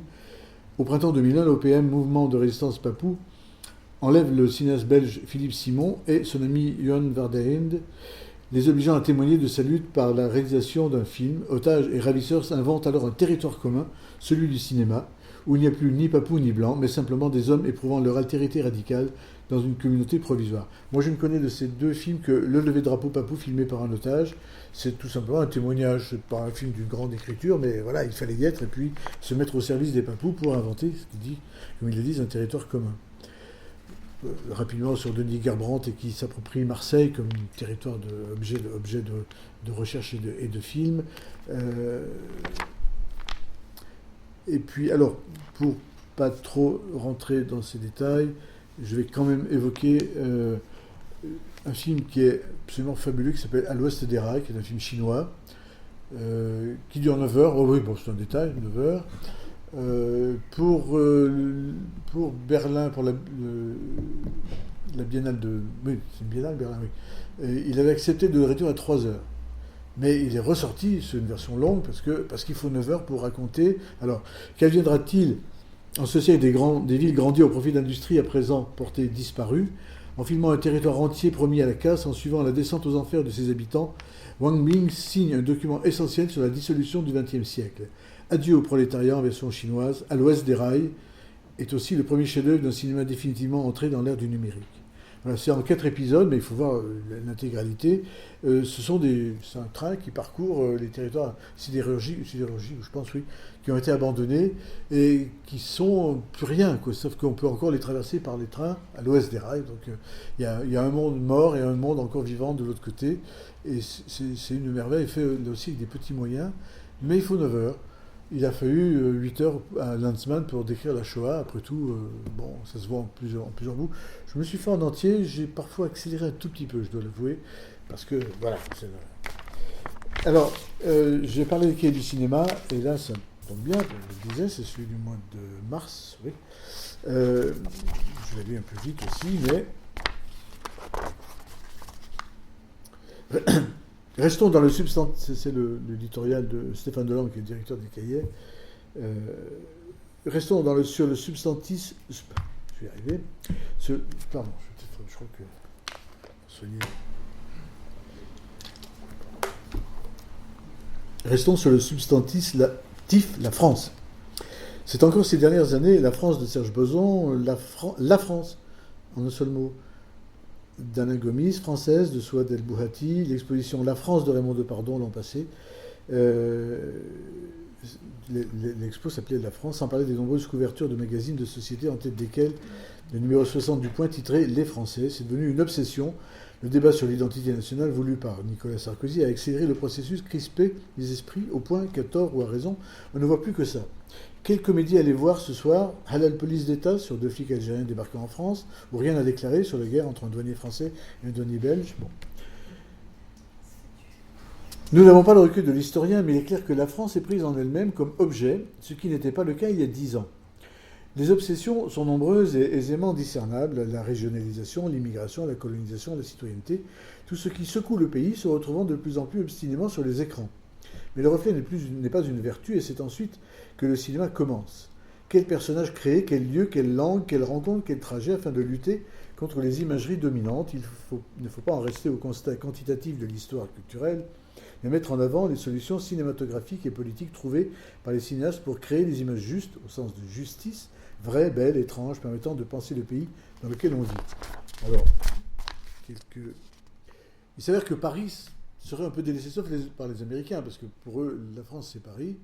Même si ça coûte très cher de louer, je crois pour louer Versailles, ça coûte une fortune à Sofia Coppola pour son film sur Marie-Antoinette. Da Vinci Code, c'était épouvantable pour le Louvre. Bon, mais ça fait rentrer de l'argent dans les musées, c'est très bien. Bon, les films sont financés par ailleurs. Donc, le constat qu'ils font, c'est que Paris est délaissé, que la province serait un peu considérée comme un pays étranger. Depuis peu, un certain cinéma n'hésite pas à revendiquer haut et fort son appartenance régionaliste, à tel point que les productions réservent la primeur d'une sortie locale aux régions dans lesquelles les films ont été tournés, défiant Paris sur le terrain du marketing promotionnel. Rien à déclarer de Danny Boone dans le Nord et le fils à Joe de Philippe Guillot dans le Sud-Ouest. Après avoir joué le public contre la critique, joue à présent les régions contre la capitale. Mieux, Au bistrot du coin de Charles Nemes, pourtant ancré en plein quartier parisien et distribué le 16 mars simultanément en 6 langues régionales, alsacien, breton, ch'ti, corse, créole et occitan. Et ce nouveau jeu que l'on joue. Je viens d'apprendre que la région allait peut-être supprimer les subventions pour les films tournés en Rhône-Alpes. Intéressant. C'est-à-dire que ces films-là seront tournés. Vous savez, il y a beaucoup de films nationaux qui sont tournés ici parce qu'il y a un peu de thunes qui tombent. Ils seront tournés à Marseille, ils seront tournés dans le Nord, ils seront tournés là où les régions ne font plus, non plus cette démarche d'aide à la création, tout simplement parce que ça fait de la pub, évidemment. C'était intéressant de montrer le lac d'Annecy dans certains films, la Chartreuse, et autres. Et ben, ça risque de disparaître, c'est peut-être pas encore voté, je sais pas, mais c'est dans l'air du temps apparemment. Ouais. Bon. Dans un même temps, on assiste à un cinéma où les auteurs de Rien à déclarer et du Fils à jaune n'hésiteraient pas à désigner comme parisiens qui filment l'exact inverse. La difficulté de sortir de Paris pour donner une représentation de la province. La bande des petits mouchoirs en est le parfait exemple. Même une fois sur place dans sa villégiature du bassin d'Arcachon, où elle a pour habitude de passer ses vacances, Paris ne cesse d'être l'objet de toutes ses préoccupations. À l'image d'un de ces éléments abandonnés sur un lit d'hôpital, Paris, la délaissé, agit comme la mauvaise conscience collective du groupe. Un aller-retour dans la nuit pour aller prendre des nouvelles du blessé et tenter de reconquérir les petites amies montre bien à quel point tout ce qui est sérieux se joue dans la capitale. Voilà. Le Cap Ferret n'est qu'un décor de bac à sable permettant au groupe de faire la psychanalyse à ciel ouvert. Je sais que je vais en mécontenter quelques-uns ici. La population locale n'existe pas, à l'exception de quelques boys tout droit sortis de l'époque coloniale dans sa version réutilisée comme Club Med et de la figure du sage qui fait la morale à tout le monde, le striculteur du coin, à qui est délégué le message du film. Voilà. C'est le rapport Paris-Province qui est évoqué ici, avec un peu de tension. Quelqu'un que, là aussi, pas très connu, Luc Moulet, bien qu'on ait pu voir La Cavale des oursins, par Paillon. C'est un cinéaste complètement décalé qui a longtemps, épisodiquement, là, collaboré avec les cahiers du cinéma et qui fait des films complètement délirants, je trouve. Notamment, qui est sorti il y a 2 ans ou 1 an et demi, qui s'appelle La Terre de la Folie, où il accuse sa famille d'avoir peut-être assassiné quelqu'un. Non, ça vous dit rien. Il était au cinéma à Bourgoin, c'est là que je l'ai vu. Quand on parle du rôle des régions, on en vient très vite à 2 concepts parfois contradictoires. Celui très souvent cité de tournage en région, celui plus secret de terroir. Il arrive qu'ils se confondent. L'œuvre de Pagnol a été tournée dans son terroir, la Provence, comme celle de Guédiguian d'ailleurs. Guédiguian, c'est les films sur Marseille. Mais ce n'est pas toujours le cas. Le terroir dominant chez Marguerite Duras, en dehors de ses maisons, c'est l'Extrême-Orient, où elle est née, la femme du Gange, India Song, mais elle n'y a jamais tourné, préférant la proximité économique de Paris ou de Deauville. Dans ses films, l'Orient est suggéré, évoqué, mais à peine montré. Beaucoup de grands cinéastes, Chabrol, Piala, Bresson, Gans, Truffaut, viennent du Massif central, mais ils ont très peu tourné. Le Beau Serge et les Noces rouges pour Chabrol, L'Argent de poche pour Truffaut, La Gueule ouverte et Le Garçu pour Piala. On a pu constater un retour tardif vers le terroir avec Godard qui revient à Roll, c'est au bord du lac Léman, pour toujours, ou presque, on est parti il n'y a pas longtemps. À partir de Sauf qui peut, La vie, avec Straub, Loringen et René, l'épisode breton de Mon oncle d'Amérique.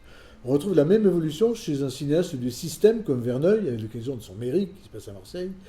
Pour moi, le salut résidait dans la pleine connaissance d'un lieu précis, d'un microcosme, les Alpes du Sud, donc la terre de la folie, un terroir d'élection, pas un lieu de naissance.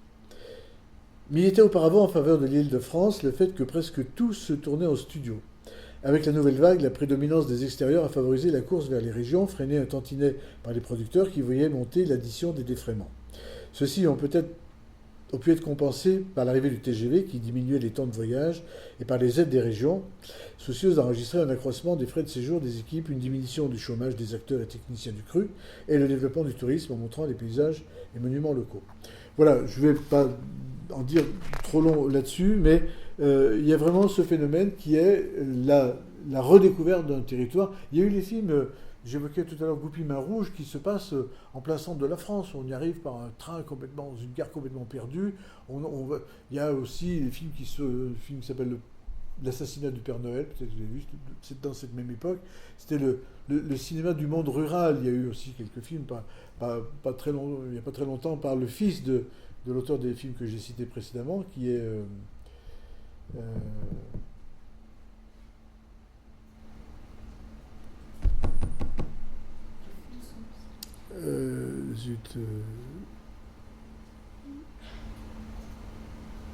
Jacques Becker. Donc Jacques Becker, c'est les films des années 40, et Jean Becker, qui fait aussi des films publicitaires, qui a renouvelé un petit peu avec le cinéma paysan. Bon, pas toujours très heureusement, mais voilà. Et donc maintenant, l'idée c'est de quitter un peu la capitale. N'empêche que la néo-nouvelle vague des films parisiens qu'on voit ces derniers temps, qui sont souvent de qualité, je pense à La Belle Personne et toute cette série de films, sont typiquement parisiens. Mais très régulièrement, on voit s'implanter un nouveau décor qui est le territoire de la France, découpé en régions. Évidemment, on ne fait pas le Tour de France, comme Godard avait tenté de le refaire, France Tour de France, France Tour des Tours de deux enfants, en reprenant ce livre du 19e siècle. Là, c'est vraiment des régions à part entière que l'on essaie d'exploiter dans leur... Pas tellement dans leur histoire d'ailleurs, on situe l'histoire là, en prenant quelques éléments identitaires de la région, mais pas vraiment comme territoire, c'est un peu en surface malgré tout. À part peut-être les frères Larieux, car les frères Larieux ont fait un film qui a bouleversé beaucoup de gens, que peu de gens ont vu, je crois, malgré tout, qui est La Brèche de Roland. Ça vous dit quelque chose? C'est une exploration dans les Pyrénées, une ascension, et il y a dans les Pyrénées le coup de sable de Roland, de Durandal, avant que Roland ne meure étouffé par son corps ou par les Sarrasins. Et puis Les Derniers Jours du Monde, bien sûr, qui est aussi tourné dans cette région et qui donne une identité très très forte à cette région, parce que c'est là que ça se passe et c'est de là que tout part. Bon, je vais pas aller plus loin. Je vais me permettre un petit tour dans une filmographie qui est très peu connue et qui mérite d'être connue. C'est quelques-uns de mes films. Parce que, en préparant le sujet, je me suis dit, au fond, oui, ces questions-là, elles travaillent un peu l'anthropologue, mais le cinéaste régional, du coup, puisque ce sont souvent des films sur la région, sur des documentaires. J'ai évoqué Miribel Jeune Âge, où les territoires se répartissent, s'entrecroisent entre les différentes communautés qui fréquentent le parc. Certains d'entre vous l'ont vu l'an dernier, je pense que c'est assez flagrant. J'avais fait, il y a maintenant une vingtaine d'années, un film sur un pèlerinage dans les Alpes, Rochemelon. Les Français montent d'un côté et les Italiens les retrouvent à la frontière sur cette montagne qui est presque à 4000 mètres d'altitude, où des gens de tous les âges vont. Mais même si on fraternise, il y a une messe, puisque c'est un hommage à la Vierge qui avait permis de libérer, soi-disant, un chrétien des croisades, on se retrouve ensuite, on redescend chacun de son côté. Et donc cette réunion très rapide, on fait la messe dans les deux langues, on essaie de fraterniser.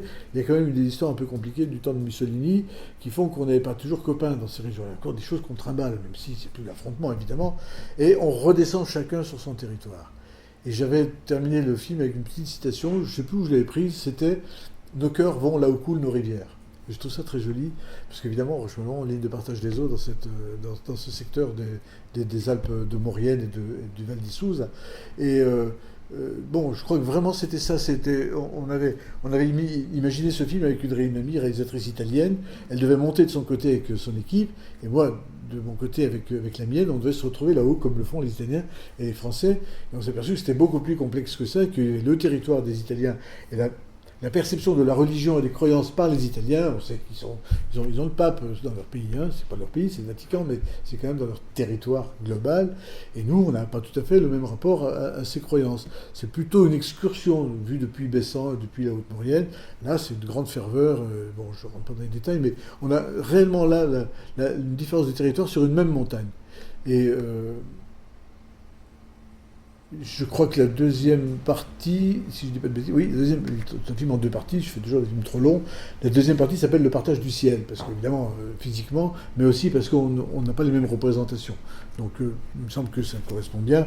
Le film, rapidement, en relisant l'histoire, sans le revisionner, mais l'histoire de Turquie d'ici, qui a été tournée à Bourgoin, on voit bien comment la communauté turque s'est refabriquée deux territoires, trois territoires. Il y a un peu Champaret, Champfleury, et puis la rue de la Libération. Moi, je leur ai dit à tous, vous avez, amicalement, parce que j'aime bien aller faire mes courses, il y a d'ailleurs un traiteur grec qui est très bien, on n'est pas obligé d'acheter du turc. Rue de la Libération, c'est l'Empire ottoman qui se reconstitue. Alors il faut le dire comme ça légèrement, parce que c'est pas exactement ça. Et puis ce réseau qui renvoie au-dessus de Bourgoin, toutes les maisons neuves qui ont été construites par la communauté turque. Et vous êtes en plein quartier turc, sauf qu'il n'y a aucune identification. Il n'y a pas un nom turc, sauf si vous regardez les plaques des gens, mais ce sont des villas assez cossues, je pense bien construites, pour celles que j'ai pu visiter, très confortables. Mais il y a un monde, là, un territoire qui est disséminé dans la ville, mais qui est quand même fortement identitaire, même si ce n'est pas visible. Ça va, je ne suis pas trop complexe. Bon, rapidement sur la Turquie, parce que là encore, c'est pas des choses très compliquées, mais c'est bien de les voir et de les identifier par certaines clés qui sont aujourd'hui, parce qu'on est ensemble sur ce thème-là, le territoire, ça pourrait être sur la langue, sur les bruits, les odeurs, plein d'autres choses, mais les odeurs, on laisse ça à Chirac. Après l'été, c'était un film sur les perceptions qu'avaient les Pieds Noirs et les envies d'échange qu'ils avaient 40 ans après avec les Algériens restés en Algérie. Et donc on a fait des allers-retours pour faire ce film. Et la deuxième partie, hein, c'était sur la mémoire, on va laisser. L'autre partie s'appelle « J'appartiens à cette terre ». Et moi, cette expression par une dame pied noir qui est rentrée en 65, ses parents sont restés après l'indépendance, 3-4 ans, puis ils sont rentrés, parce que leurs enfants grandissaient, ils avaient envie de les élever en France, mais ils n'ont pas été chassés, et ils n'ont pas pris peur, comme la plupart des gens, en 62, en l'été 62. Et je trouve qu'à un moment, elle me dit... J'appartiens à cette terre. C'est-à-dire que c'est pas ce territoire m'appartient, c'est moi qui lui appartiens. C'est-à-dire que l'Algérie, c'est un pays de fous. Enfin, bon, une fois qu'on y met les pieds, on s'en sort pas. Moi, j'ai l'impression de l'avoir jamais quitté. C'est vrai que j'y retourne dans 15 jours, mais bon, très heureux de reprendre la suite de mon travail avec les nomades. Bon, il y a, je crois, un truc que j'explique pas de façon rationnelle, mais il y a dans ce fichu pays, il y a un tellurisme qui fait qu'on ne peut jamais s'en débarrasser. Voilà. Ils se sont débarrassés des Français, mais nous, on n'arrive pas à se débarrasser d'eux. Pas de la population migrante, on ne va pas partir là-dedans, ça n'a rien à voir. C'est un pays qui a quelque chose. Bon. Et donc, le fait de dire j'appartiens à cette terre, ça dit bien, c'est pas chez moi, mais elle est en moi. Un territoire en soi, c'est quand même quelque chose. Et tout le film porte sur cette thématique-là. Pour un autre film qui était tourné au Brésil, Toussaint à Bahia, c'est réellement là, le partage du territoire, pas forcément géographique, bien sûr les églises sont différenciées, les lieux de culte, mais du territoire entre les religions. Ils s'entrecroisent, ils interfèrent, par exemple les évangélistes, les catholiques montins, sauf que les messes sont très dansées et très chantées, surtout les tenants du candomblé, enfin des religions africaines qui importées et transformées au Brésil. On a réellement des territoires mentaux, là, nouveaux, hein, puisque c'est la représentation du sacré, de la magie aussi un petit peu, mais qui ne s'affrontent pas, à part les évangélistes qui dénoncent tout le monde, mais autrement, ces territoires s'entrecroisent et on peut très bien appartenir à plusieurs églises. C'est le Brésil, c'est la magie du Brésil, cette grande tolérance, encore une fois, que l'on retrouve sous la rubrique que j'essaie d'évoquer. J'avais tourné en 83 un film sur les conscrits à la Tour du Pin. Vieille histoire, moi j'ai été conscrit quand j'étais gamin. On a beaucoup bu, beaucoup fêté, beaucoup fait des autoscooters. Et je trouvais que devenu un peu cinéaste et un peu ethnologue, ce serait bien d'y retourner. Alors, bon, ils m'ont accepté pendant une semaine, pendant le mois de septembre. Je les retrouve tous les 10 ans d'ailleurs.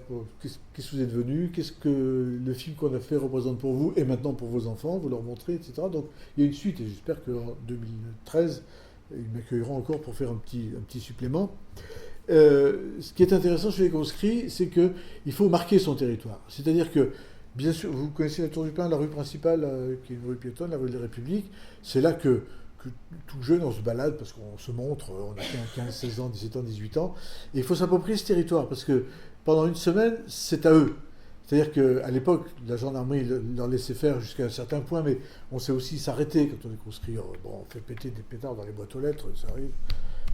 Puis quelques autres trucs comme ça, et on boit beaucoup, à tel point qu'on n'est jamais sourd, on est tellement imbibé qu'on n'est plus sourd, on est dans un état second, sauf quelques cas un peu exceptionnels qui ne résistent pas, mais on apprend à résister, on s'entraîne. Et surtout, on marque son territoire. Et c'est assez intéressant de voir que Il y a des quartiers où on ne va pas parce qu'ils sont sans intérêt, sauf s'il y a une conscrite à laquelle il faut aller souhaiter la bonne année, lui porter un petit cadeau. Mais le territoire, c'est la ville. Et j'avais raté quelque chose, parce que je vais me vanter là, mais je ne réussis pas tout, et loin de là. C'était de faire une carte pour montrer les zones de parcours des conscrits. Ceux où ils ont envie d'être reconnus, où ils savent que les commerçants les repèrent, parce qu'ils sont clients, donc on t'a vu en conscrit, ah, t'étais beau, t'avais une grande gueule, etc. Enfin, tous les petits exploits que peuvent commettre les conscrits. Mais il aurait fallu faire une carte, et comme je vous l'ai présenté la semaine dernière, là où on va, là où on va pas, là où on a envie d'être reconnu, là où on va tout seul avec deux copains. Bon, j'ai pas pensé à ça. C'était une période un peu folle parce qu'il fallait suivre nuit et jour. Suite d'un accident en montagne, j'avais des béquilles. Vous imaginez, pour tourner un film, c'est vraiment pratique. Bon. Et puis peut-être pour terminer, un film qu'on a tourné en Sicile et en France, qui s'appelle L'île orpheline, sur la Sicile et les immigrés siciliens. Ils ont un territoire en tête quand ils sont ici. Et quand ils sont là-bas, ils ont leur territoire d'ici. C'est-à-dire qu'on se promène. Tous les immigrés, je pourrais parler d'un film sur les Suisses, etc., la colonie suisse du Nord-Isère. C'est intéressant, chaque fois dès qu'on se rapproche, le territoire d'avant reprend consistance et le territoire vers lequel on va redevenir un territoire naturel, il est plus mythique puisqu'on y va, on va y être. Donc il y a toute cette relation de l'immigré, de l'immigrant, du réintégrant provisoirement, et ces représentations qu'il a et qui se transforment au fur et à mesure qu'il se rapproche de la réalité. Et ça, c'est vraiment intéressant sur toutes les questions d'immigration. Là, on avait l'exemple des Siciliens, parce qu'ils étaient demandeurs d'un film, et je pourrais vous parler des autres communautés que je connais à peu près bien. Et puis, j'espère qu'on aura l'occasion peut-être l'an prochain de le visionner, le film que je termine sur La Part-Dieu, qui sont là aussi les limites des mini-quartiers. Vous avez La Part-Dieu, qui s'appelle le quartier de La Part-Dieu officiellement, mais il y a plein de quartiers à La Part-Dieu. Il y a le quartier de la gare, le quartier du centre commercial, qui est à 2 pas, mais qu'on ne repère pas tout de suite quand on tombe du train et qu'on ne connaît pas forcément les lieux. Parfois, on se trompe Villette ou Vivier-Merle, même les gens qui y travaillent, parfois ils confondent, vous voyez. Donc les problèmes d'orientation. Et puis les autres territoires qui sont les territoires patrimoniaux, qui sont le 19e siècle, qui font partie de la Part-Dieu, mais qui n'ont pas droit forcément à la référence Part-Dieu. Quand on dit la Part-Dieu, ce sont les immeubles, les lieux du travail, donc 3e lieu, 4e lieu, et puis les lieux de la distraction, qui ne sont pas très nombreux pour l'instant, qui sont l'auditorium, ou la distraction spontanée, oui. Là aussi des tas de patates qui s'entrecroisent et qu'il est intéressant d'inventorier, de nommer, à défaut de faire un inventaire. C'est toujours embêtant de faire un inventaire, c'est toujours un peu exclusif et jamais complet, mais de les nommer et de les identifier. Et de se dire, tiens, là, je suis en train de traverser l'avenue Garibaldi, je change de lieu. C'est un peu dur de traverser, mais après, je vais être au calme dans la rue Paul-Bert, dans la rue Servian, qui est plutôt douce. Voilà, bon, c'est les territoires de la ville qui sont intéressants à observer. Alors, je vous avais... je l'ai redit au début de cours, et puis j'ai zappé plein de trucs, hein, c'est comme ça. Et je voudrais conclure en vous réaffirmant que le dernier territoire disponible, c'est le temps. Vous allez voir avec quel film. J'espère que ça va marcher. Alors, vous l'avez... Je sais que certains le connaissent, certaines, et puis d'autres pas du tout. Vous allez découvrir un truc... Voilà. C'est des petits cadeaux, ça ne m'a pas coûté cher. Si, il marche. Oui, ça marche. Si on peut éteindre, c'est possible. Ou diminuer la...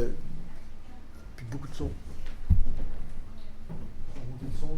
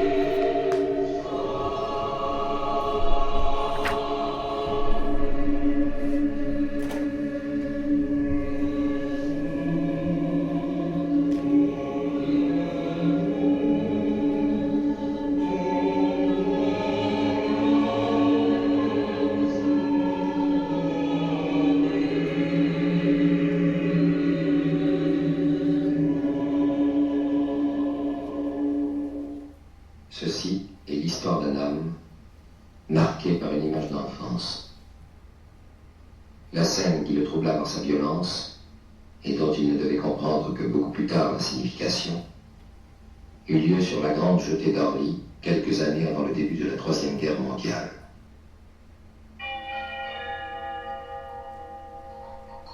Départ à destination de Rome.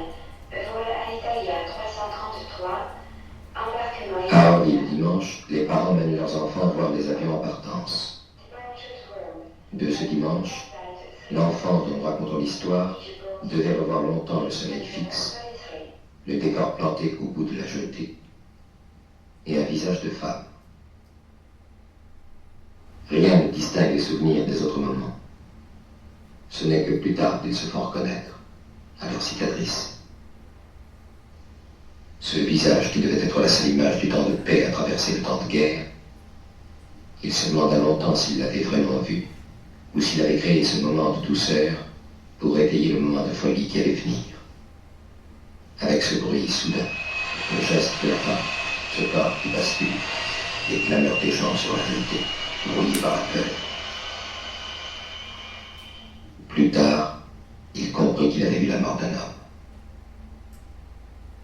Et quelque temps après, vers la destruction de Paris.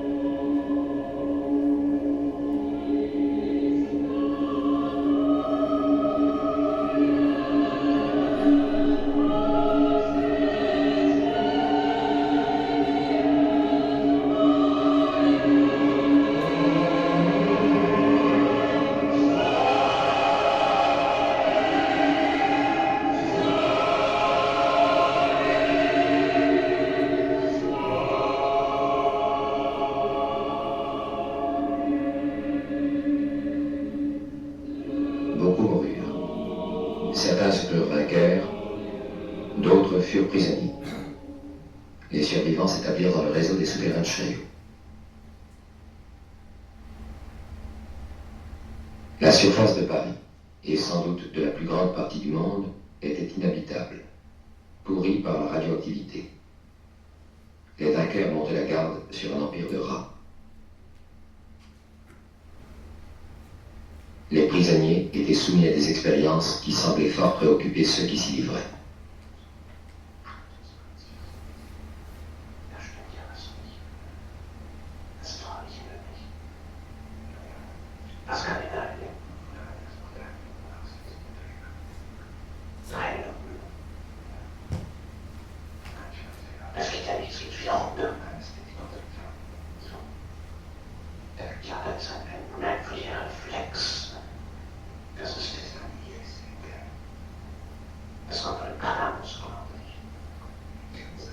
Au terme de l'expérience, les uns étaient déçus, les autres étaient morts ou fous.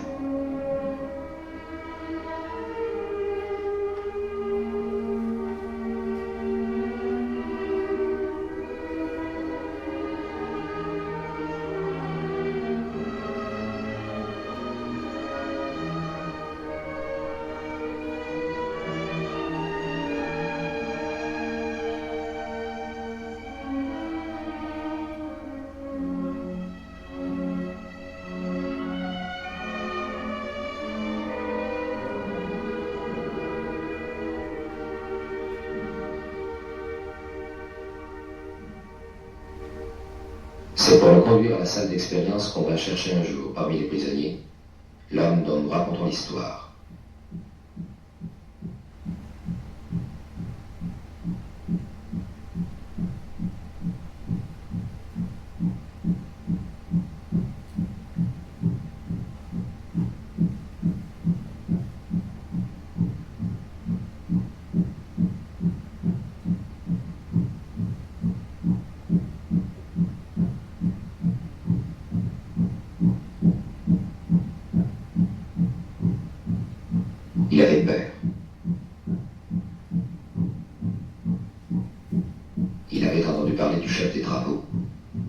pensait se trouver en face du savant fou, du docteur Frankenstein.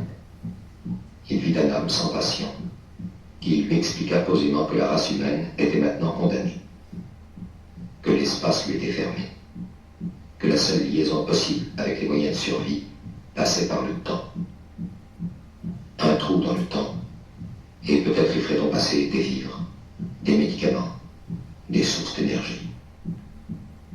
Tel était le but des expériences, projeter dans le temps des émissaires, appeler le passé et l'avenir au secours du présent. Mais l'esprit humain achoppait. Se réveiller dans un autre temps, c'était naître une seconde fois adulte. Le choc était trop fort. Après avoir ainsi projeté dans différentes zones du temps des corps sans vie ou sans conscience, les inventeurs se concentraient maintenant sur des sujets doués d'images mentales très fortes. Capables d'imaginer ou de rêver un autre temps, ils seraient peut-être capables de s'y réintégrer. La police du temps épiait jusqu'au rêve. Cet homme fut choisi entre mille pour sa fixation sur une image du passé.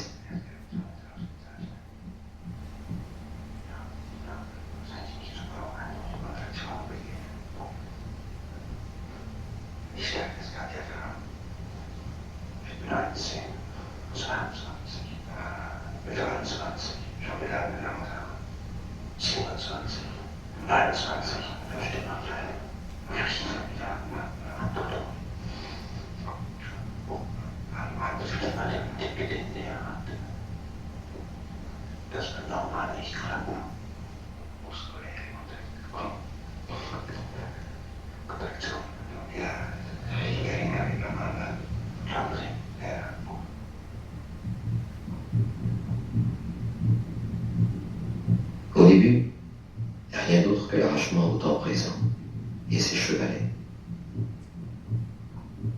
On recommence.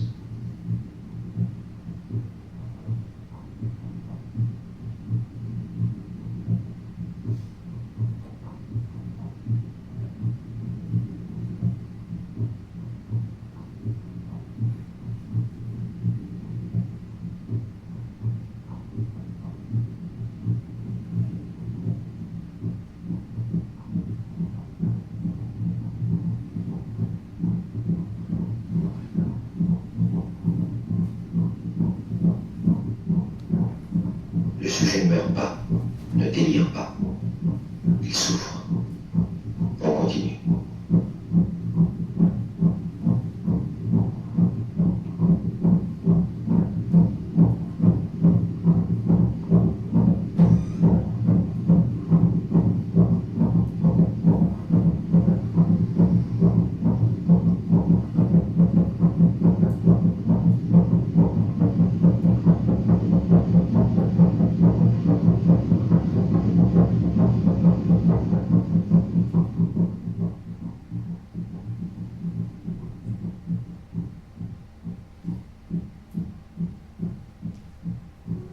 Au 10e jour d'expérience, des images commencent à sourdre, comme des aveux.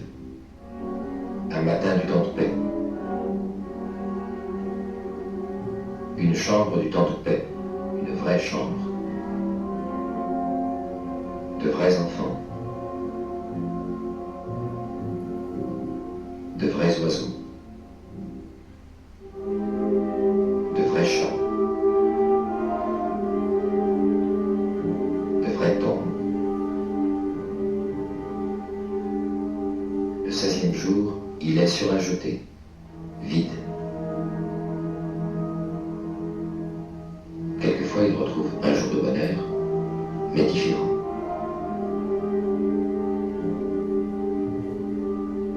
Un visage de bonheur, mais différent. Des ruines. Une fille qui pourrait être celle qu'il cherche. Il la croise sur la jetée. D'une voiture, il la voit sourire. D'autres images se présentent, se mêlent dans un musée qui peut être celui de sa mémoire.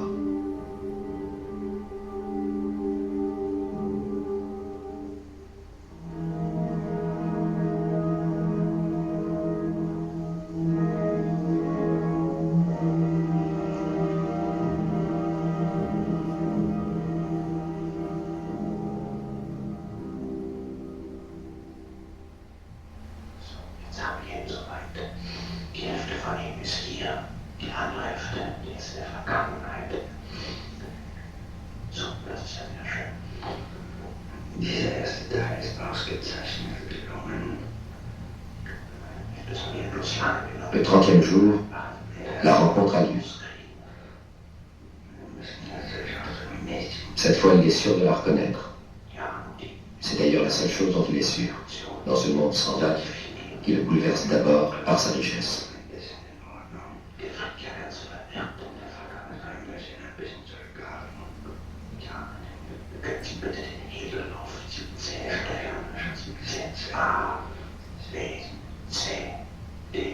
Autour de lui, des matériaux fabuleux.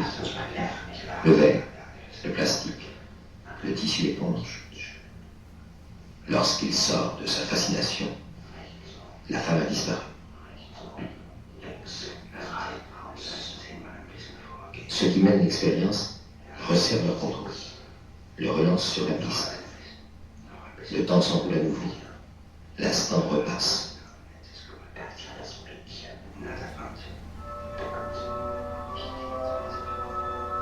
Cette fois, il est près d'elle, il lui parle. Elle l'accueille sans étonnement. Ils sont sans souvenir, sans projet. Leur temps se construit simplement autour d'eux, avec pour seul repère le goût du moment qu'ils vivent et les signes sur les murs.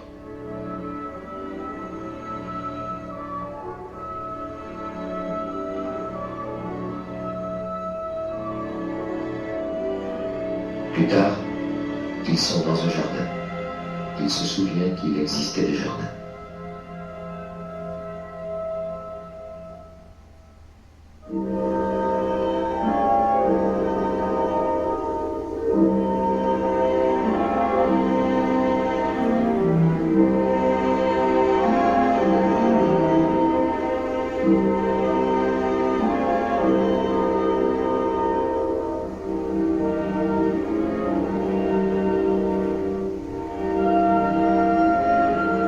Elle l'interroge sur son collier, le collier du combattant qu'il portait au début de cette guerre qui éclatera un jour.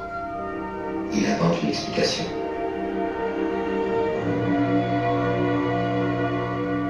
Il s'arrête devant une coupe de séquoia couverte de dates historiques. Elle prononce un nom étranger qu'il ne comprend pas.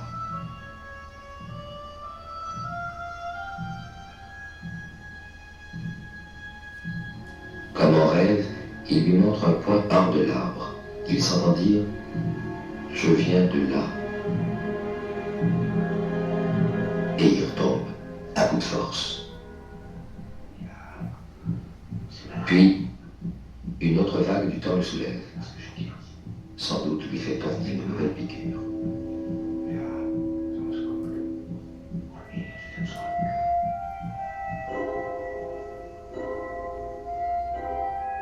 Maintenant, elle dort au soleil.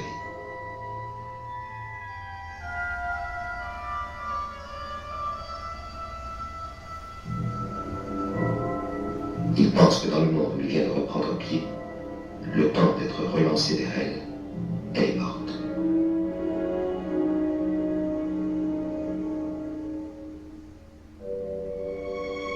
Réveillé, il lui parle encore. D'une vérité trop fantastique pour être reçue, il garde l'essentiel. Un pays lointain, une longue distance à parcourir. Elle l'écoute, sans se moquer.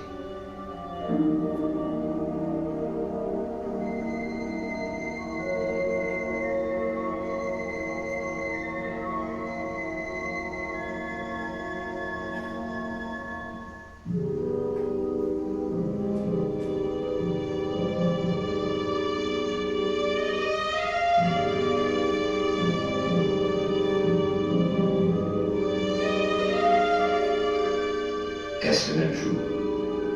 Il ne sait plus.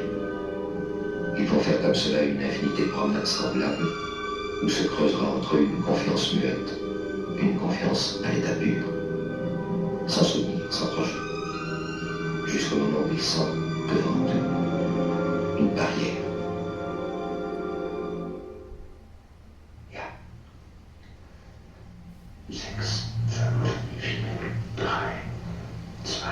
Ainsi se termina la première série d'expériences. C'était le début d'une période d'essai où il la retrouverait à des moments différents.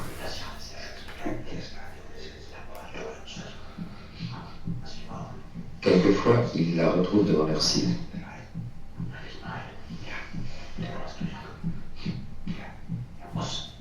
Elle l'accueille simplement. Elle l'appelle son spectre.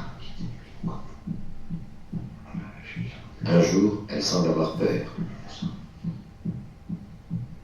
Un jour, elle se penche sur lui.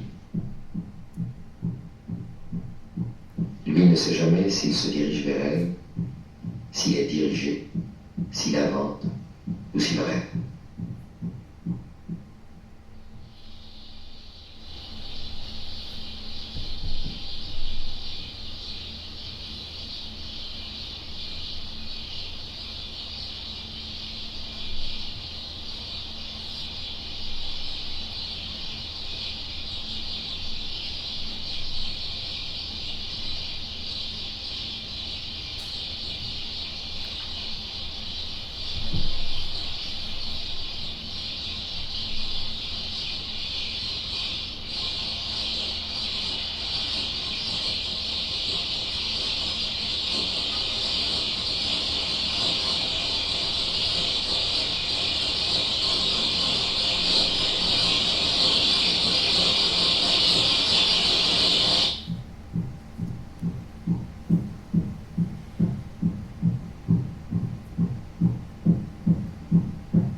Vers le 50e jour, ils se rencontrent dans un musée plein de bêtes éternelles.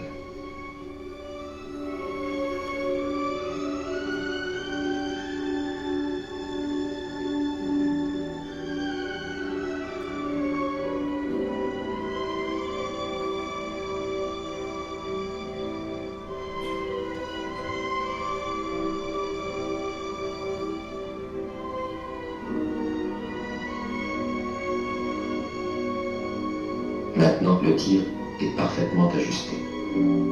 Projeté sur l'instant choisi, il peut y demeurer et s'y mouvoir sans peine.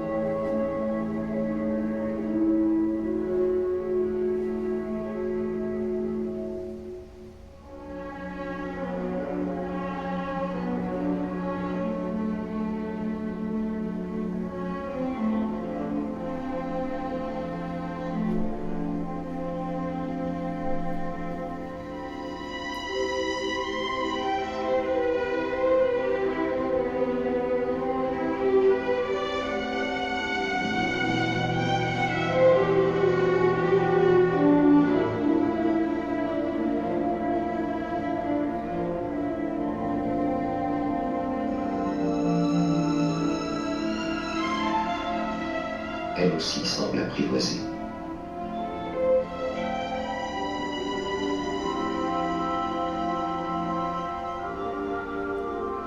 Elle accepte comme un phénomène naturel les passages de ce visiteur qui apparaît et disparaît, qui existe, parle, rit avec elle, se tait, l'écoute et s'en va.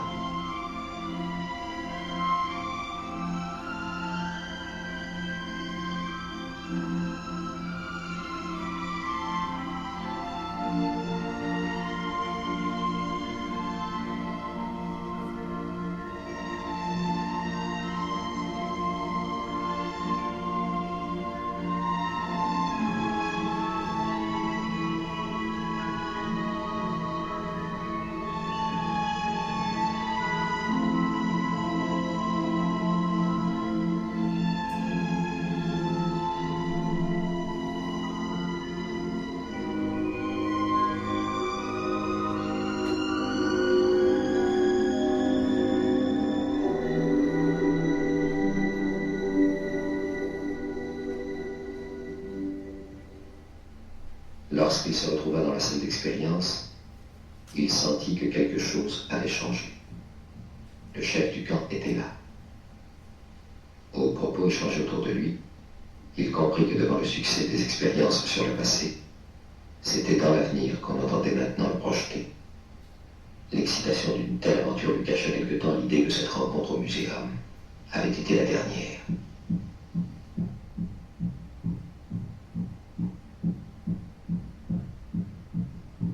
L'avenir était mieux défendu que le passé. Au terme d'autres essais encore plus éprouvants pour lui, il finit par entrer en résonance avec le monde futur. Il traversait une planète transformée. Paris reconstruit. 10 000 avenues incompréhensibles.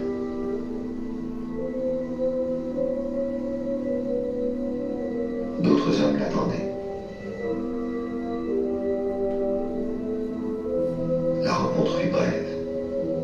Visiblement, il rejetait ses scories d'une autre époque. Il récita sa leçon. Puisque l'humanité avait survécu, elle ne pouvait pas refuser à son propre passé les moyens de sa survie.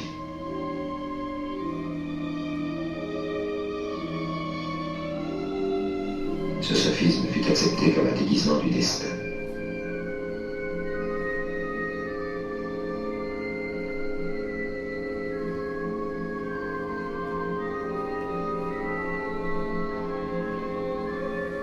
On lui donna une centrale d'énergie suffisante pour remettre en marche toute l'industrie humaine, et les portes de l'avenir furent refermées.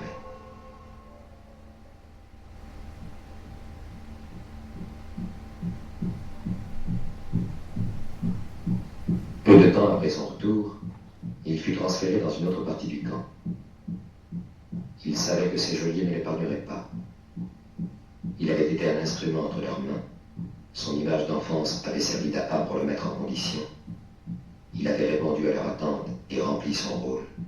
Il n'attendait plus que d'être liquidé, avec quelque part en lui le souvenir d'un camp 2 fois vécu. C'est au fond de ses limbes qu'il a reçu le message des hommes de l'avenir. Eux aussi voyageaient dans le temps, et plus facilement. Maintenant ils étaient là, et lui proposaient de l'accepter parmi eux. Mais sa requête fut différente. Plutôt que cet avenir pacifié, il demandait qu'on lui rende le monde de son enfance, et cette femme qui l'attendait peut-être.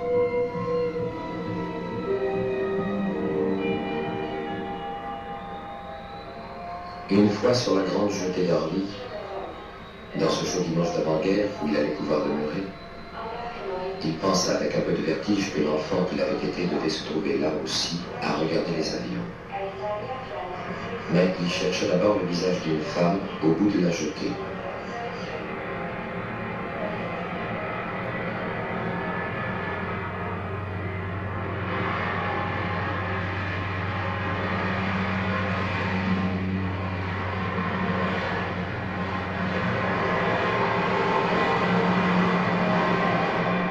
Il courut vers elle.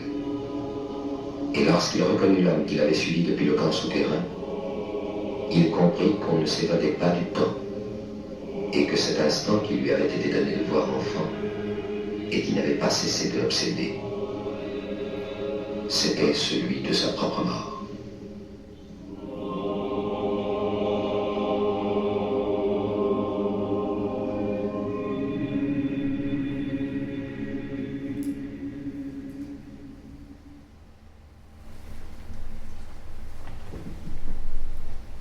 On va pas se quitter comme ça quand même.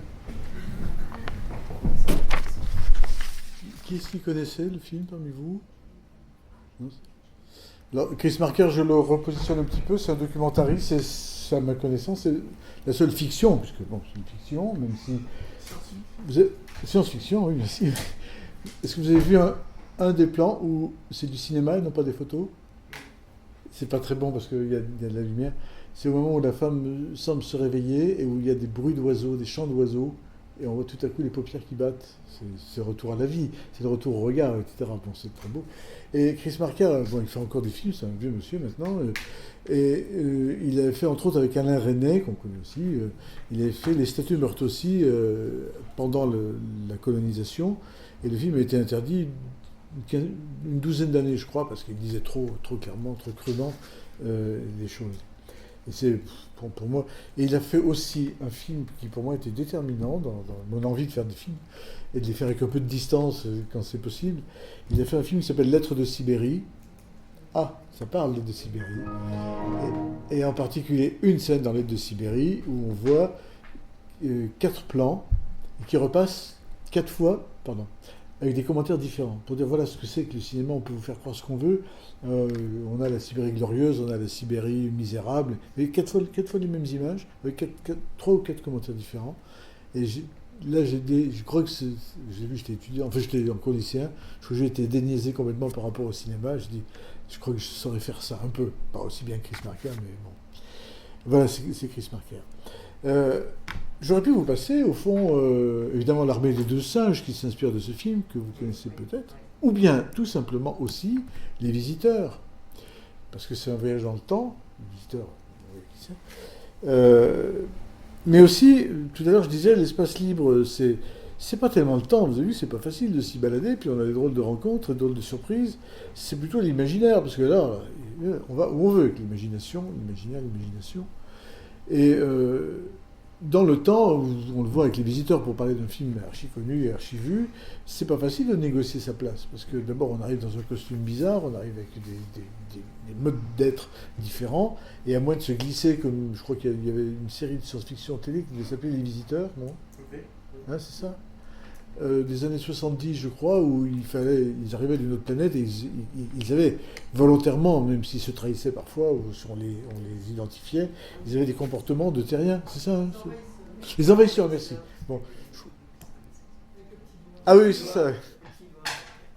Oui, ça sert à la fesse à faire semblant de téléphoner aussi. Ça n'a rien à voir. Donc c'est pas si simple que ça d'arriver dans le temps. Et finalement, au lieu d'essayer de voyager dans le temps, je pense que le mieux, c'est de créer des liens dans le territoire d'à côté. C'est beaucoup plus simple et c'est beaucoup plus encourageant. J'ai oublié tout à l'heure, dans ma petite introduction, j'y reviens 2 secondes seulement, d'évoquer dans ce que je l'ai cité la dernière fois, mais je ne vais évidemment pas retrouver. Alors, entre-temps, on a retrouvé la table de Peutinger. Bon, voilà, il ne faut jamais désespérer. Oui, j'évoquais Paul Virigo il y a 15 jours, un philosophe qui disait que l'espace-temps se raccourcit. On a un bel exemple ici, même s'il se distend et se détend de façon curieuse. Et donc, j'ai oublié de citer, bien sûr, l'ancêtre d'Internet, Internet qui a succédé à la télévision selon PPDA, et puis la blogosphère, qui est aussi un univers complètement accessible, dans lequel on voyage dans le portable, etc., qui nous emmène très loin. Second Life aussi, les ordinateurs, oui. Les alias. Oui. Donc là, évidemment, j'avoue que c'est pas trop mes domaines et que je m'en méfie parce que je sais pas trop m'en servir et que j'en suis pas un fan, mais ça existe et c'est encore plus présent que n'importe quel voyage et peut-être bientôt, hélas, méfions-nous, remplaçant l'imagination. Ça serait plus inquiétant. Voilà ce que je voulais vous faire voir, entendre, un petit peu partager sur cette notion. Je crois que les flyers, les tracts, les flyers ont été distribués pour la séance de mercredi au petit bistrot sympathique de Frontona. Si vous voulez voir dans un meilleur état, meilleure qualité que le film de la semaine dernière que je voulais vous montrer parce que ça correspondait au thème sur les parcours en camion dans le désert. Là, c'est un film tout à fait récent qui est le prélude à un autre film, j'en parlerai plus. Donc c'est mercredi à 20h30 si vous voulez venir à Frontona. Et puis, en tout cas, ne ratez pas la séance de jeudi prochain où on va repartir avec d'autres horizons. Vous avez peut-être des remarques, des questions, ou des critiques, évidemment. Non. Ben merci encore, une fois de plus.